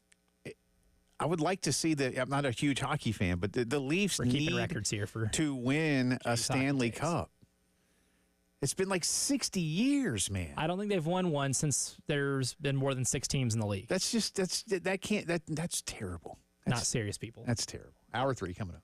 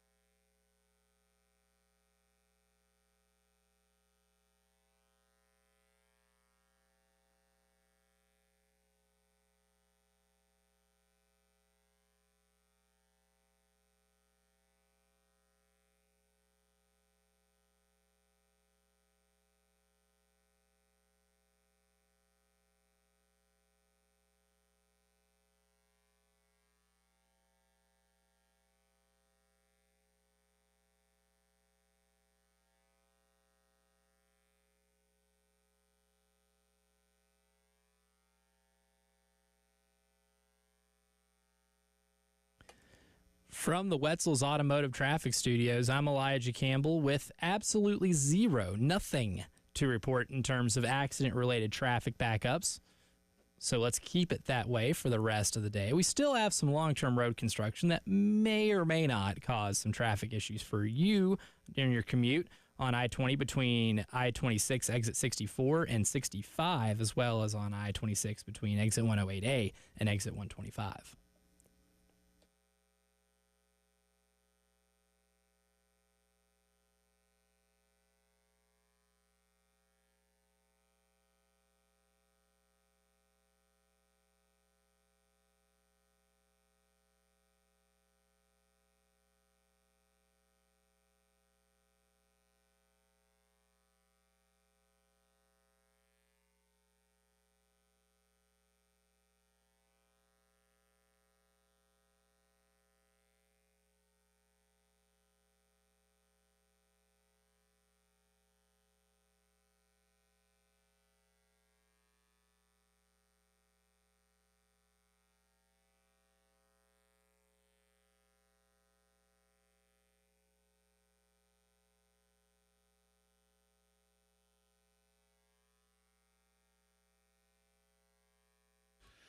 It is 5 o'clock news time on this Thursday. Welcome back in. It's also the final hour of the postgame show alongside Elijah Campbell. I'm Jay Phillips. Appreciate you being with us. We start with some breaking Gamecock football news. Our buddy Wes Mitchell reporting on Gamecock Central that offensive lineman Nolan Hay from Incarnate Word has committed to South Carolina. He was here for a visit just recently. Also looked at Oklahoma State, Washington State, and Colorado, but has chosen to come play at South Carolina. He has 1 year of eligibility left, and Wes says he'll be competing for immediate playing time on the interior of the line. He's from Katy, Texas, so big boy from out that way. Let's see. See how big he is, Elijah. He is 6'4", 300 pounds, according to Pro Football Focus, with a run block grade of 70, a pass block grade of 80.6. That does sound like somebody who could compete immediately. That's what I would consider it. Yeah. So there you go. So that's just coming down in the last little bit, thanks to Wes and others. But Nolan Hay is the newest member of the Gamecock offensive line. See what you did there. Nice. To the NBA we go. The Los Angeles Lakers are done. That's the story. There's got to be a better way to say that. They are really bad. I can say it that way. There's got to be a better way to say that. They were wretchedly bad. There's got to be a better way to say that. Well, I got to break FCC rules. Unfortunately, I share the same sentiment. 4-1, not competitive in a couple of them. You got LeBron and Luka. J.J. Redick taking a lot of heat for playing all those guys, an entire half. It's just so hard to do that in the sport, especially in the moment. I mean, again, you wouldn't want to do that in November. And then acting like a baby whenever pressed on it in a press conference. And even I think one of the words he said after Game 4 when they went down 3-1 was, "Hey, I told them if they needed to come out, just let me know." What are we running here, man? Then what are you good for? Yeah, what are you doing? What are we doing? Exactly. You are in charge of substitution patterns, sir. And last night, the game was tighter for a bit. Minnesota's just a better team. When you win a series 4-1, you're just a better team. This doesn't become a failure directly upon J.J. Redick or LeBron James or Luka Doncic or whatever. You got beat. You have much bigger now, it's all of those things. But when you lose 4-1, you weren't in the series. No. Now, if you lost every game by 1 point, I might feel a little bit differently, but they didn't. And there were times when they clearly just were gassed. And I think they ultimately ran out of steam last night. But, I don't want to turn Jay and Elijah into, the get-up show where it's all Lakers, all Cowboys all the time. We're not going to do that. But it is the Lakers. It is LeBron. It is Luka. This is the second consecutive year that two of the highest, second year in a row at least, that the highest profile team in the league is ousted in the first round of the playoffs. It's better than not making the playoffs, but only barely. You were a favorite and you had home court advantage. But what does this mean for L.A. in the offseason? I mean, already their GM, Rob Pelinka, has come out and said, we're going to do whatever we can. He didn't say whatever it takes. He said whatever we can. So where are the limitations on the LA Lakers? And I know you could, like me, we could be a real smart aleck about this. And when I ask you, what do they need? And you go, how much time you got? Or, everything. But in a more realistic sense, what do you do if you have LeBron? Because let's face it, LeBron is still playing at a high level. I know he's 40 and he does need time off, but he is still playing at a high level, like Tom Brady was, and he's doing it in basketball. It is quite remarkable. Luka is Luka, and Luka is now the new face of the LA Lakers. Maybe not yet, but he's going to be. So what do they do in the offseason? How many guys can you go get to make this team as good as Oklahoma City, I guess, right now? Well, I'll say Denver? this. You need to start by getting a center. I mean, you only had one center, realistically, on that roster this year. And the other one was Maxi Kleba. Jackson Hayes, the normal you starter. Just make up, I swear you make up names. Oh, it's real, unfortunately. This is a hellish reality I had to live in for the last 5 games. I didn't even watch them play last night. I knew they weren't going to win. There was no reason. It felt like there wasn't a reason. Didn't That's even sad. watch. Couldn't get myself to and do it was in L.A. And I still didn't have any confidence they were going to win. Yeah. Because you played against the best defensive center in the NBA and Rudy Gobert, someone who's not just the best defensive center in the NBA, a guy who has been the best defensive center in the NBA for a decade now. And you had no counterpunch. You had no rim protection. And you're playing against someone like Anthony Edwards, and you're playing against a team that can also shoot when they get hot. They got a couple guys that can shoot. Naz Reid also, he's not a center, but he's a guy that can also protect the rim and get to the rim. And you had no rim protection at all. They were way too good around the basket. And that's going to kill you every time, because now you're banking on having to hit 12, 13, 14, 15 three-pointers in a game to keep yourself competitive. And when Austin Reeves just is a total no-show the entire series, you're hopeless. You got nothing. You got to have somebody who can at least protect the rim defensively. If your 2 guards are going to be Luka Doncic and Austin Reeves, you can survive with those two not having any desire to play defense if you have somebody who can erase the mistakes at the rim. They had no one who can erase the mistakes at the rim. So the sins you commit on the perimeter are going to cost you 2 points almost every single time, sometimes 3 if they kick it out and you're out of rotation, which they were frequently. So it starts by signing a center. And I'm looking right now at the free agency class, and there's guys that you can get. I mean, you could even steal Naz Reid. That'd be great. He's a free agent this year. Miles Turner, elite shot blocker, and guess what? He shoots threes too. Prioritize those guys in the offseason instead of getting so drunk on your lust. What's Miles Turner going to make next year as a free agent? Well, Miles Turner this year made $20.5 million. So 25, 30? Yeah, he commands something like that. Okay. But if you're the Lakers, that's worth it because He's how old? it. You need it. Miles Turner is 29. He's my age. I'll do that. Yeah, I would absolutely do that. I'd do that in a heartbeat. Yeah. That's because I was going to say prioritize. You mentioned you can cover it up if they don't want to play defense, or you could just go score 130 points a night. And Miles Turner can help you score 130 more points a night, and he can also help you defend a little bit because you have an eraser back there. And look, even before they got Luka Doncic, Austin Reeves wasn't guarding anybody. No. A lot of those guys aren't guarding anybody.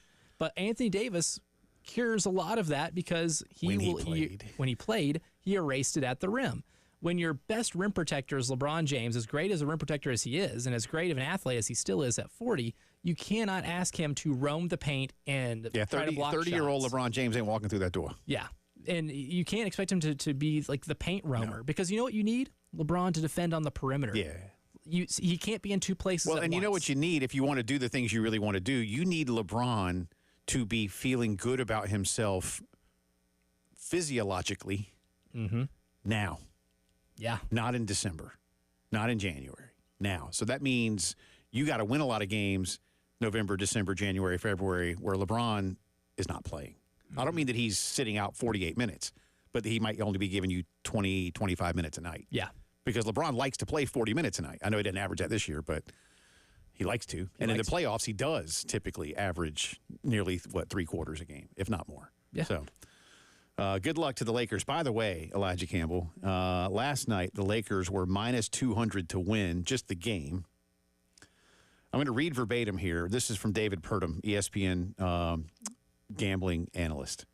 The Lakers title odds shortened from 40-1 to 13-1 at some books after the blockbuster trade, the Doncic trade, as action on the revamped roster poured in at sportsbooks. ESPN Bet said that more NBA future bets were placed the day after the trade than any other single day since the season started.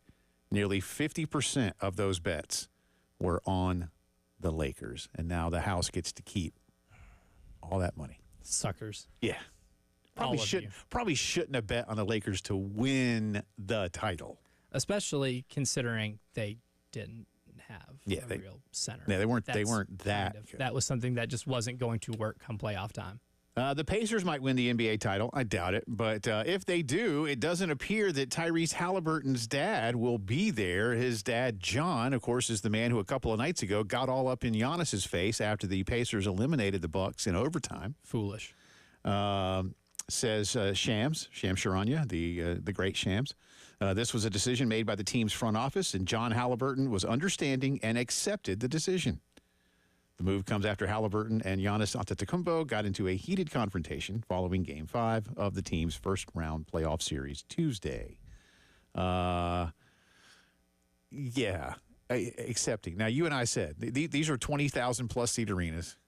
I'm going to go out on a limb and say that Mr. Halliburton is going to buy a ticket on StubHub and go to a game. Yes, and go watch his kid play. Yeah.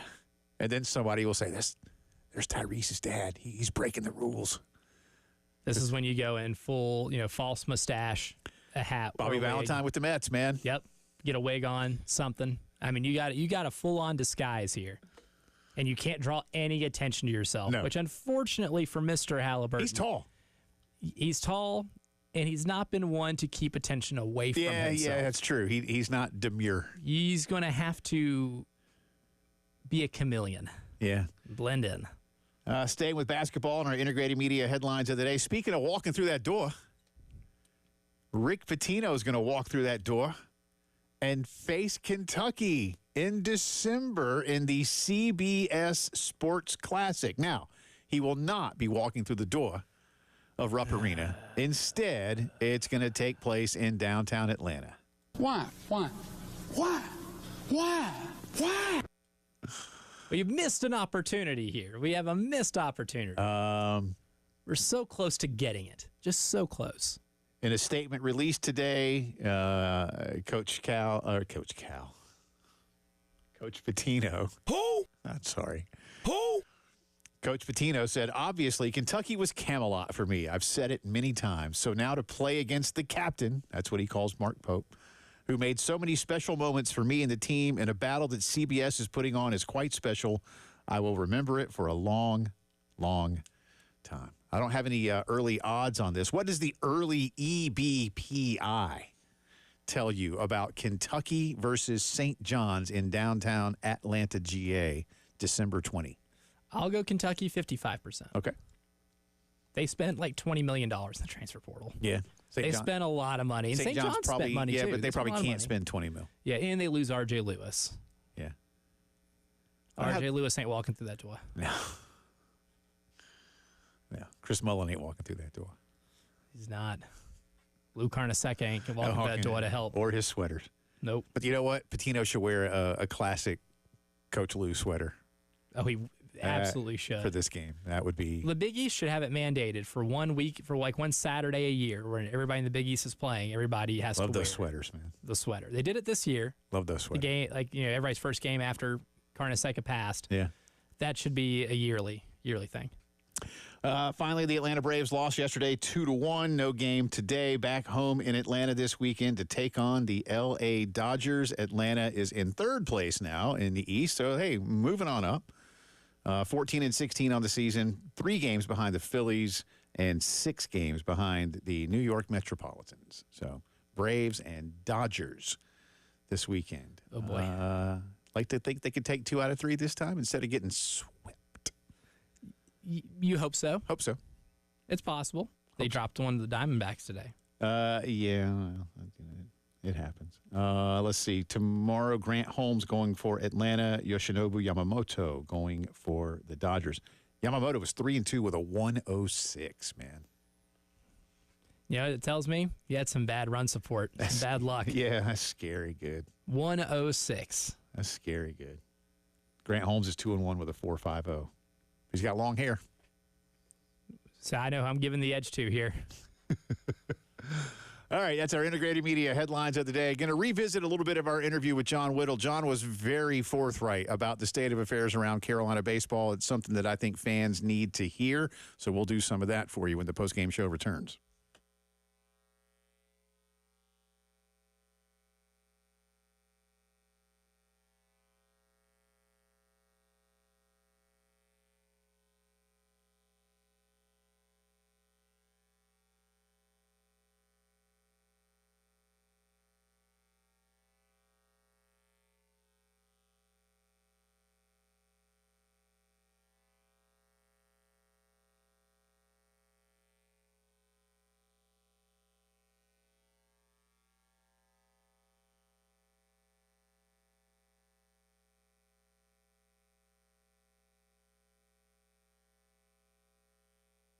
When's the last time you woke up and went, like that? Yesterday? Today? Every day? Been bothered by back, neck, shoulder, or joint pain? Get back in the game with the Joint Chiropractic Centers. You never have to worry about insurance. You never have to worry about appointments. Plus, they're FSA and HSA approved. You can be in and out quickly at the Joint. Open Monday through Friday, 10 to 7.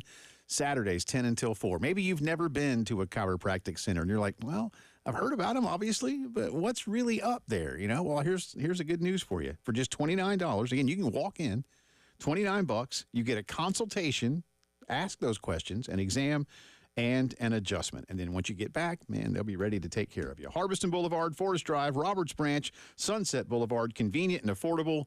At the Joint, you don't have to feel bad to feel better. Tell them we sent you to the Joint.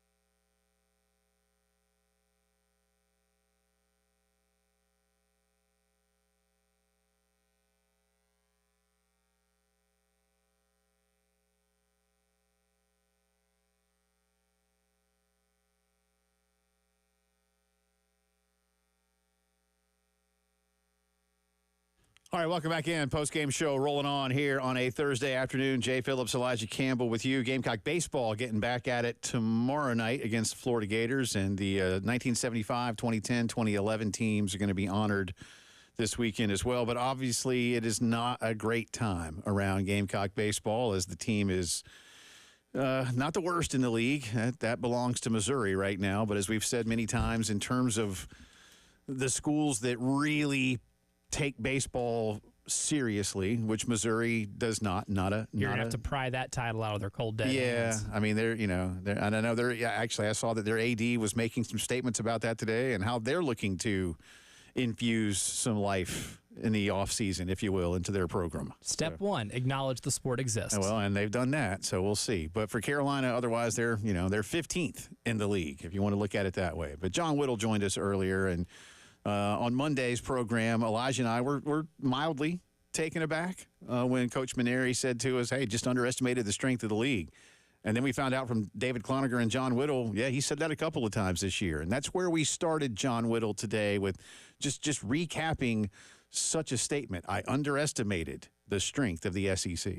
That's a great question. I mean, I don't know how out of touch you can be to say something like that. I mean, it's and to say it repeatedly, it's one thing if you maybe get tripped up on your words a little bit the first time around, but he said it multiple times now, and I don't understand it. I mean, he hadn't been away for that long, and I know the sport has changed a fair amount, but he was supposed to still be very involved in it when it came to LSU baseball, and I would certainly think he would be very well engaged in not just LSU baseball but SEC baseball, and to make that statement is mind-boggling to me. Very out of touch.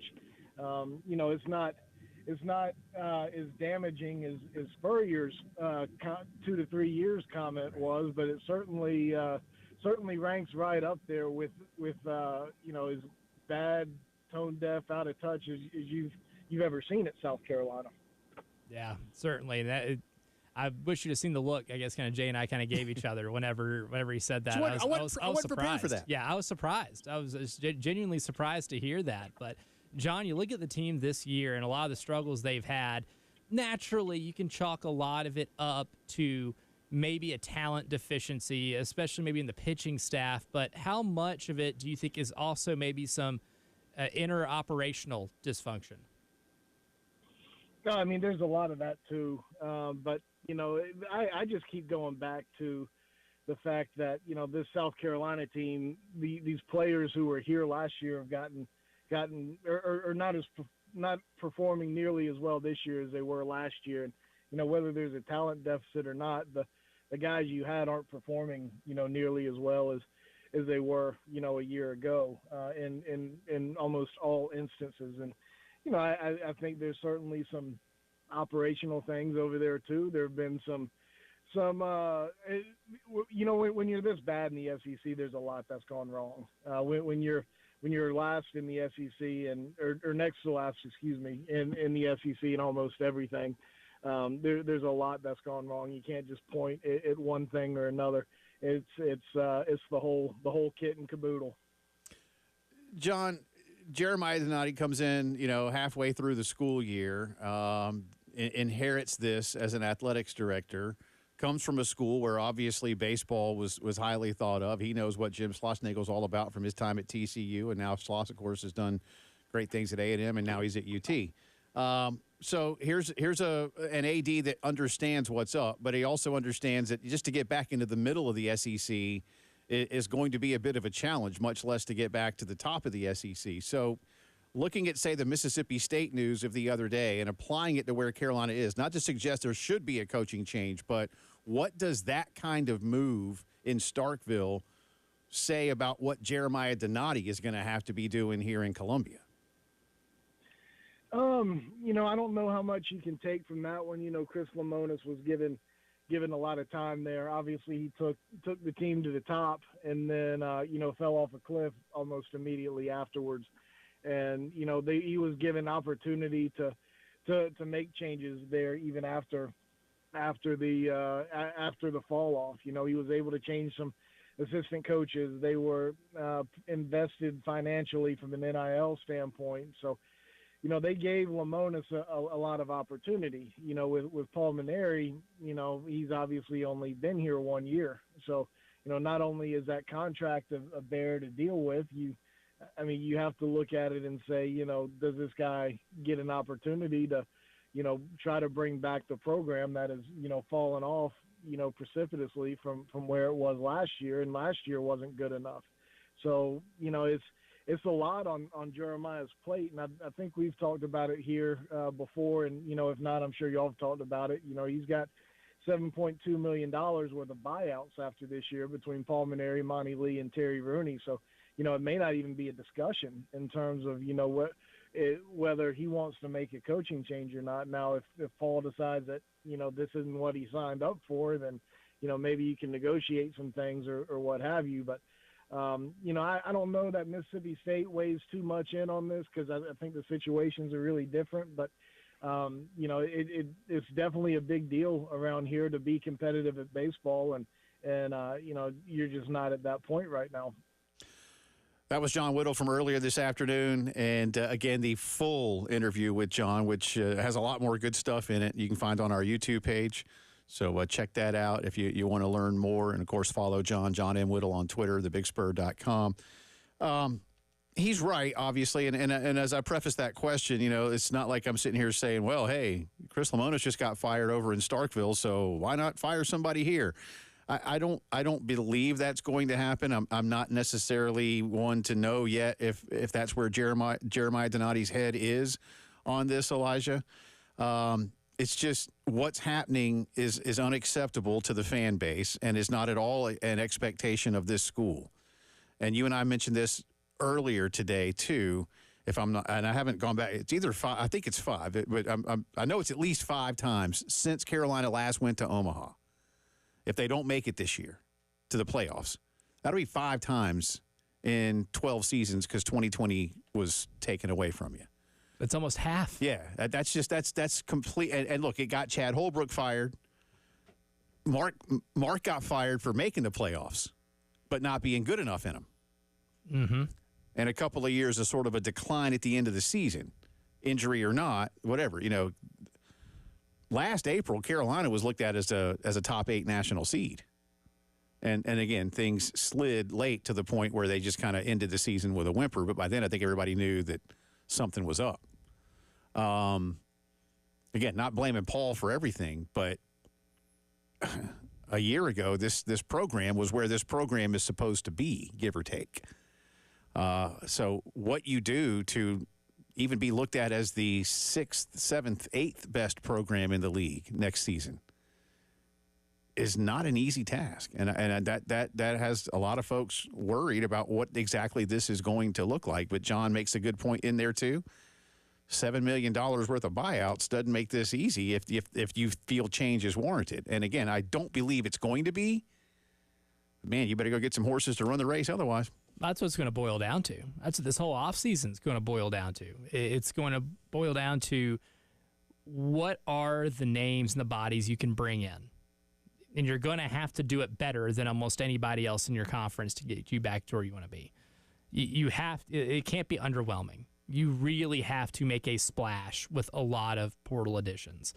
And in baseball, like John mentioned later on in the interview, that it's different just because there's not a lot of guys making a lot of high-end money, but you're almost going to have to overpay at certain spots to be able to bring guys in. It's going to be a matter of what you got and how well can you evaluate to bring guys in. Can you even afford to overpay for a couple of guys that you truly believe are difference makers and can really help avoid what happened this year? And a lot of that's going to come from the pitching staff too. This is a big offseason for Terry Rooney. I mean, because he's going to have to evaluate these guys. He's the one who's going to have to coach them.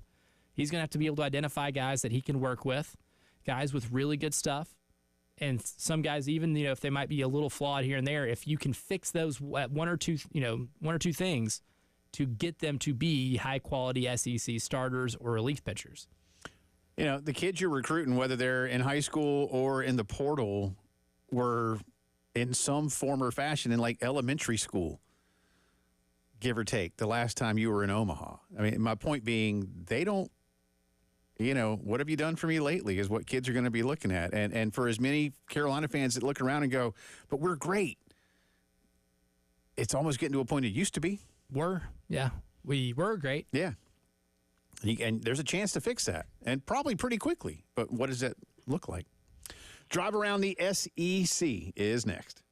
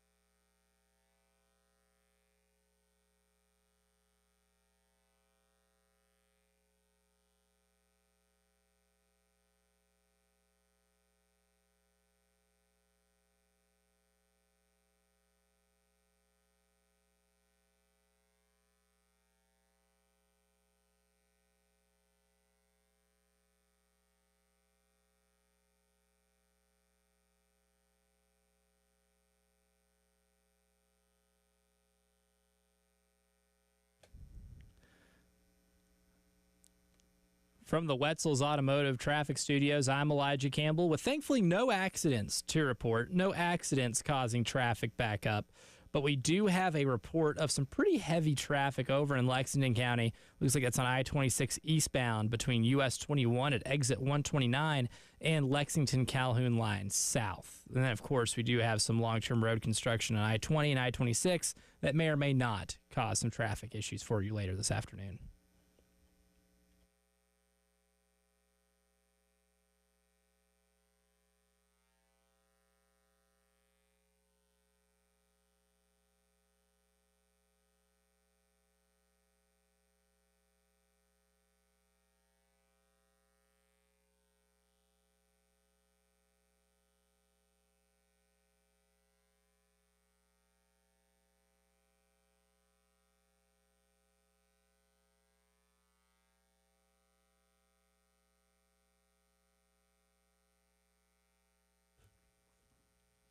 It is Drive Around the SEC time on this Thursday. Welcome back in. Jay Phillips, Elijah Campbell with you.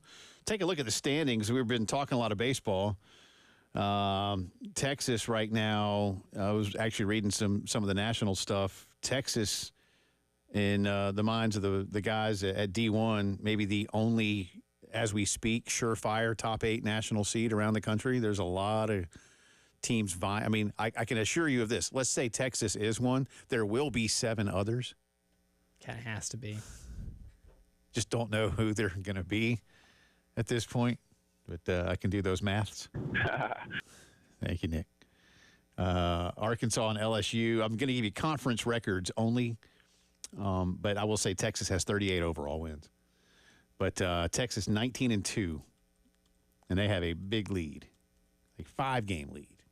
Yeah, I think hiring Jim Schlossnagle was a good idea. Well, that, and they have a lot of mashers, and they have a lot of good pitchers. You think and they take baseball real seriously over there. And they have since, like, the whole time. So there's that. Kind of the thing. Yeah.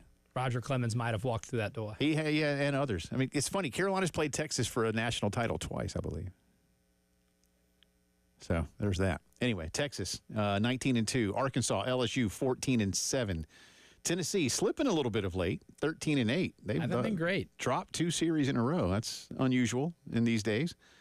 Bama is having a good year at 12-9 in conference play, 35 overall wins for the Tide. They're doing all right. That's what happens when you don't get a coach that's a dumbass and calling his buddies to place bets. Oh man, if we're ranking dumb sports scandals, that's got to be top 5. That's yeah. I can't think of one of late. I mean, when players do point-shaving things, I feel badly for them. They've been compromised in a different kind of way, but not a grown man. Like the kids in the 70s with Boston College. Like, you had one teammate who got in a little too deep with the bleeping mob. Yeah. Man, that's it. And then the choices of one teammate end up ruining it for everybody else. Yeah.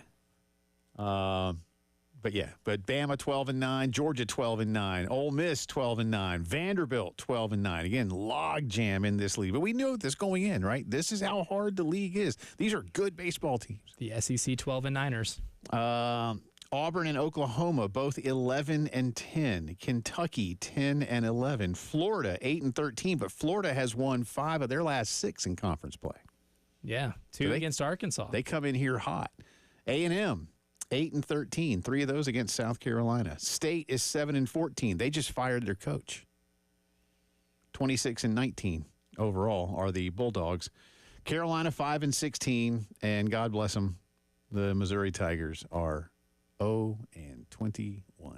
Jay or nay, Missouri goes 0 for season. Nay, right? Well, I mean, let's look at the schedule. Coach, talk about your schedule. We're going to look at the Missouri baseball schedule. And see exactly what all they still have. They got to win a game. I really did. I told you all again a week ago today, they had game 1 against Alabama. I was like, they're going to win a game this weekend. And they scored 5 runs to start the game, and then they scored 2 more runs the whole weekend or something. So this weekend they have a 3-game series against Georgia. Next weekend, 3 games at Texas A&M. Here's where the manna from the heavens might be provided. They end the season hosting Mississippi State. Yeah, Jay or nay?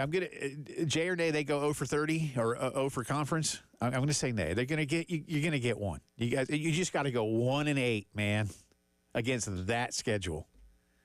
One of those teams has a winning record, and it's a barely winning record for Georgia, who is good. Everybody looks good against Missouri. 1-8, man. You just got to go 1-8. You got to win for the Gipper. Yeah. I think they go over. I hope not. That just seems so sad. I'm kind of cheering for it. Not just to be mean, but it would be funny. No, that is mean. It would be funny. It is mean. It would be really funny. Missouri's not even a real SEC school anyway. All right, I'll give you that. They should have never been invited. Only one conference series starts tonight, but it's a good one, y'all. Number 1, Texas at number 11, Arkansas this week. That's juicy. I think tonight's game is on the Deuce. Did you Jay or nay the Texas breaking the 2013 Vanderbilt record? I nayed it. This is a big series when it comes to. I nailed it. I said they're going to tie the Carolina team of 2000 that went 25-5. Close. Which means they go 6-3. But we'll see. This weekend I might change. I reserve the right to change my mind after this weekend. If they sweep Arkansas, I'm changing my mind. But the recorded tape. Because they're not going 3-3 the rest of the way. There's no way. So there's that. But I'm sticking with the 25-5, which is, if they do that, it's still pretty good. Incredibly impressive. Incredibly impressive. Rocky is on the line and wants to talk about our discussion of the Gamecock program a little bit earlier as we continue the drive around. Hey, Rocky, what's up, bud? Hey, Jay. Good evening.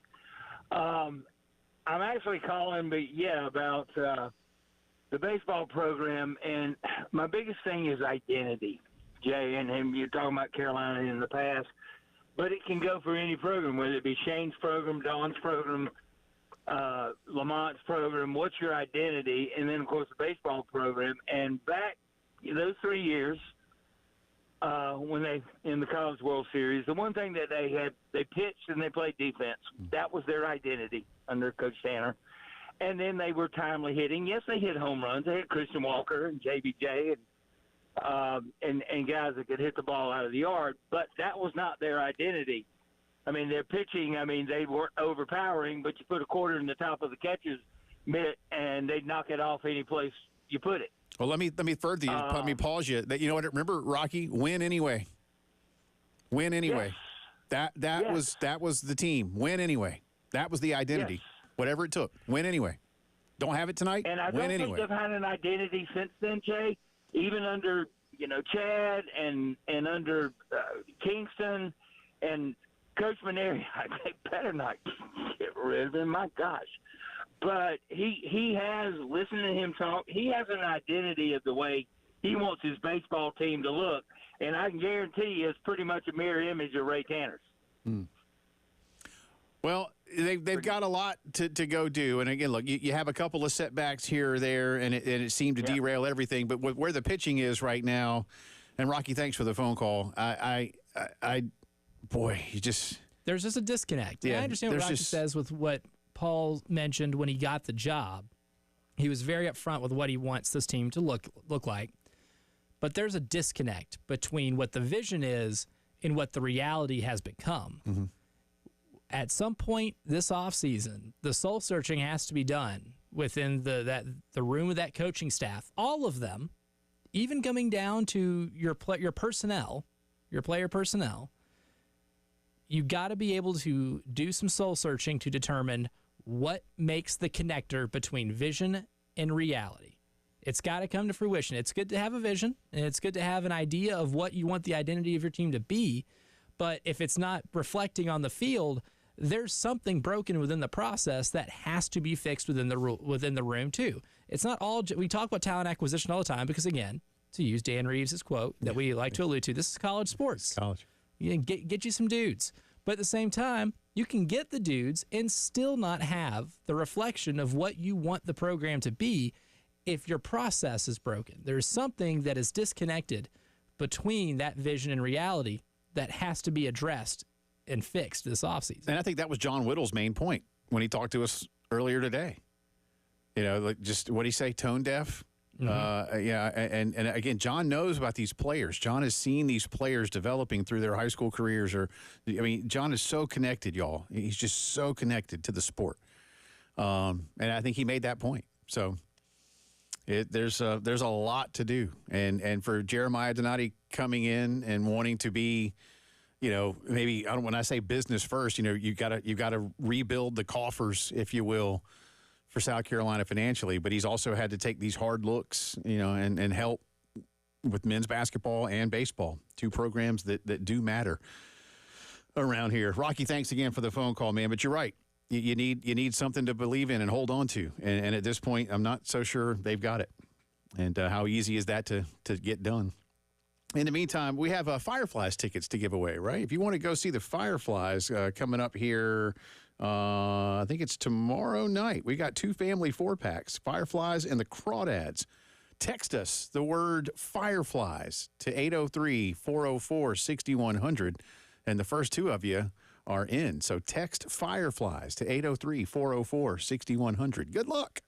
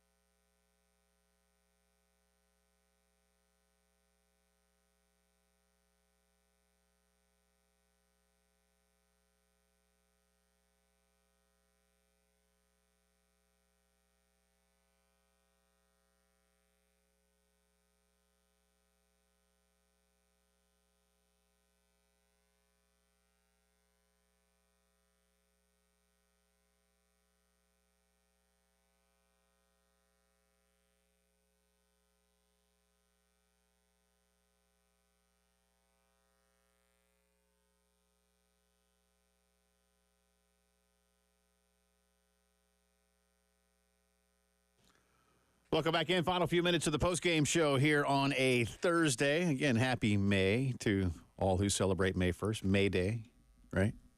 You could say that. Got to be careful, though. Sometimes that's like a scary thing, so just want to be careful with it. Do we have winners? You want to? Well, I'm waiting for someone to text me back. I texted you as a winner, but if I don't have your name and your email address, then yeah, probably that was on me. You probably do need to text your name so we can know who you are, because there is more to it than just texting us. But we do have Jason. Jason's a winner. Way to go, Jason. So other guy or girl, text back. Or I will move on. Or, otherwise there's somebody else in line. Tickets tomorrow night. Crawdads. They should have crawdads at the game. They should. I like crawdads. Isn't the Crawdad Festival this weekend? It is. Yeah. I'm going. Mir and I got tickets to go. We're going to get 2 pounds of crawfish each. Man, I remember when that was nothing more than like a bunch of people set up behind Rockaways. Man, I'm excited. I've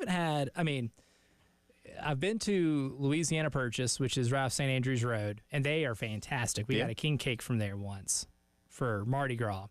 But we also had lunch there, and I had some crawfish and grits. Yep. Heavenly. Yeah. But since then, I haven't had crawfish in like 10 years. Yeah, just break them open.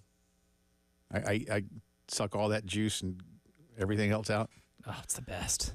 Oh, fun. I'm a sucker for it. So good luck to other person. Andrew. Thank you, Andrew. Hey, way to go, Andrew. Andrew coming in clutch. I ask for a response, and he responds. That's what I'm talking about.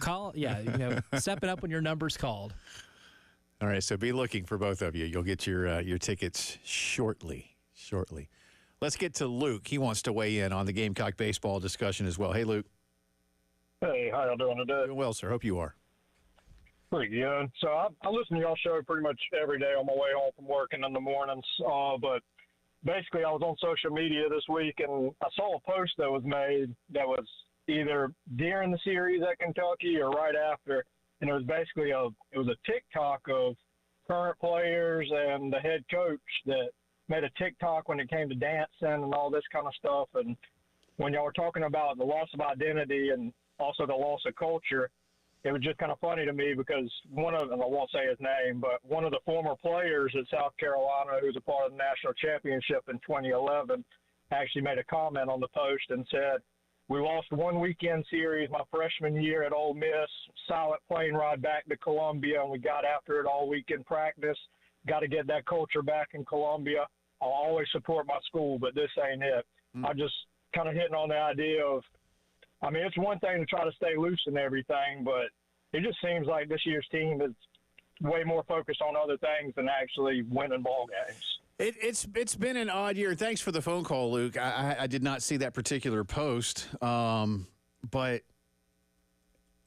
I don't know. Look, I want to be careful in how I liken it to certain things, but I've told the story before that for somebody like me that grew up around here, and I was born in the 70s. Some of the bad seasons that I might have seen around Carolina football, I would always say to myself, well, they'll never be an ofer. Like I've told Elijah, I've mentioned this to him. The 1986 3-6, and you'll see where I'm going with this to make an analogy to baseball. The 1986 football team, 3-6-2. The great Beano Cook. Man, that's the best 3-6-2 team I've ever seen. And they were good, y'all. They found ways to lose, but they were good. 5 years later, Carolina was 3-6-2, and how'd you win 3? Like they were bad. But even then, I was like, but they'll never go over. And then 98 and 99 happened. And Carolina baseball has been different. It's one of the things David Cloninger and I have discussed this many times because we're roughly the same age. I'm a little bit older than David, but not by much. Both products of the 70s, if you will. But, this is Carolina's sport. I know what Dawn has built has turned that into something too. And football is always going to be king here. And Shane has the football team poised to do good things again.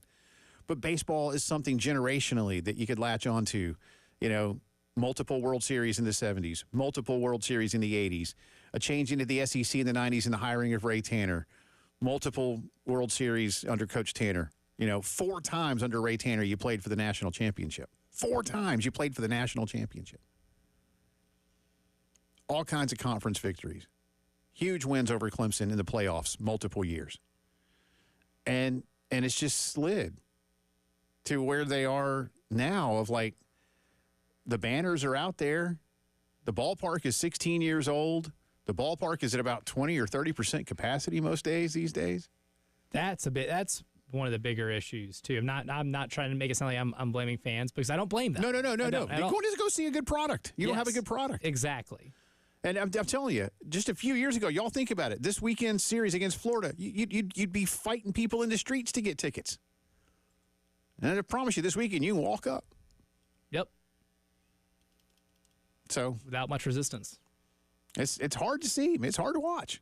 And something's got to be done about it. Something will be done about it. What it looks like, well, we'll see.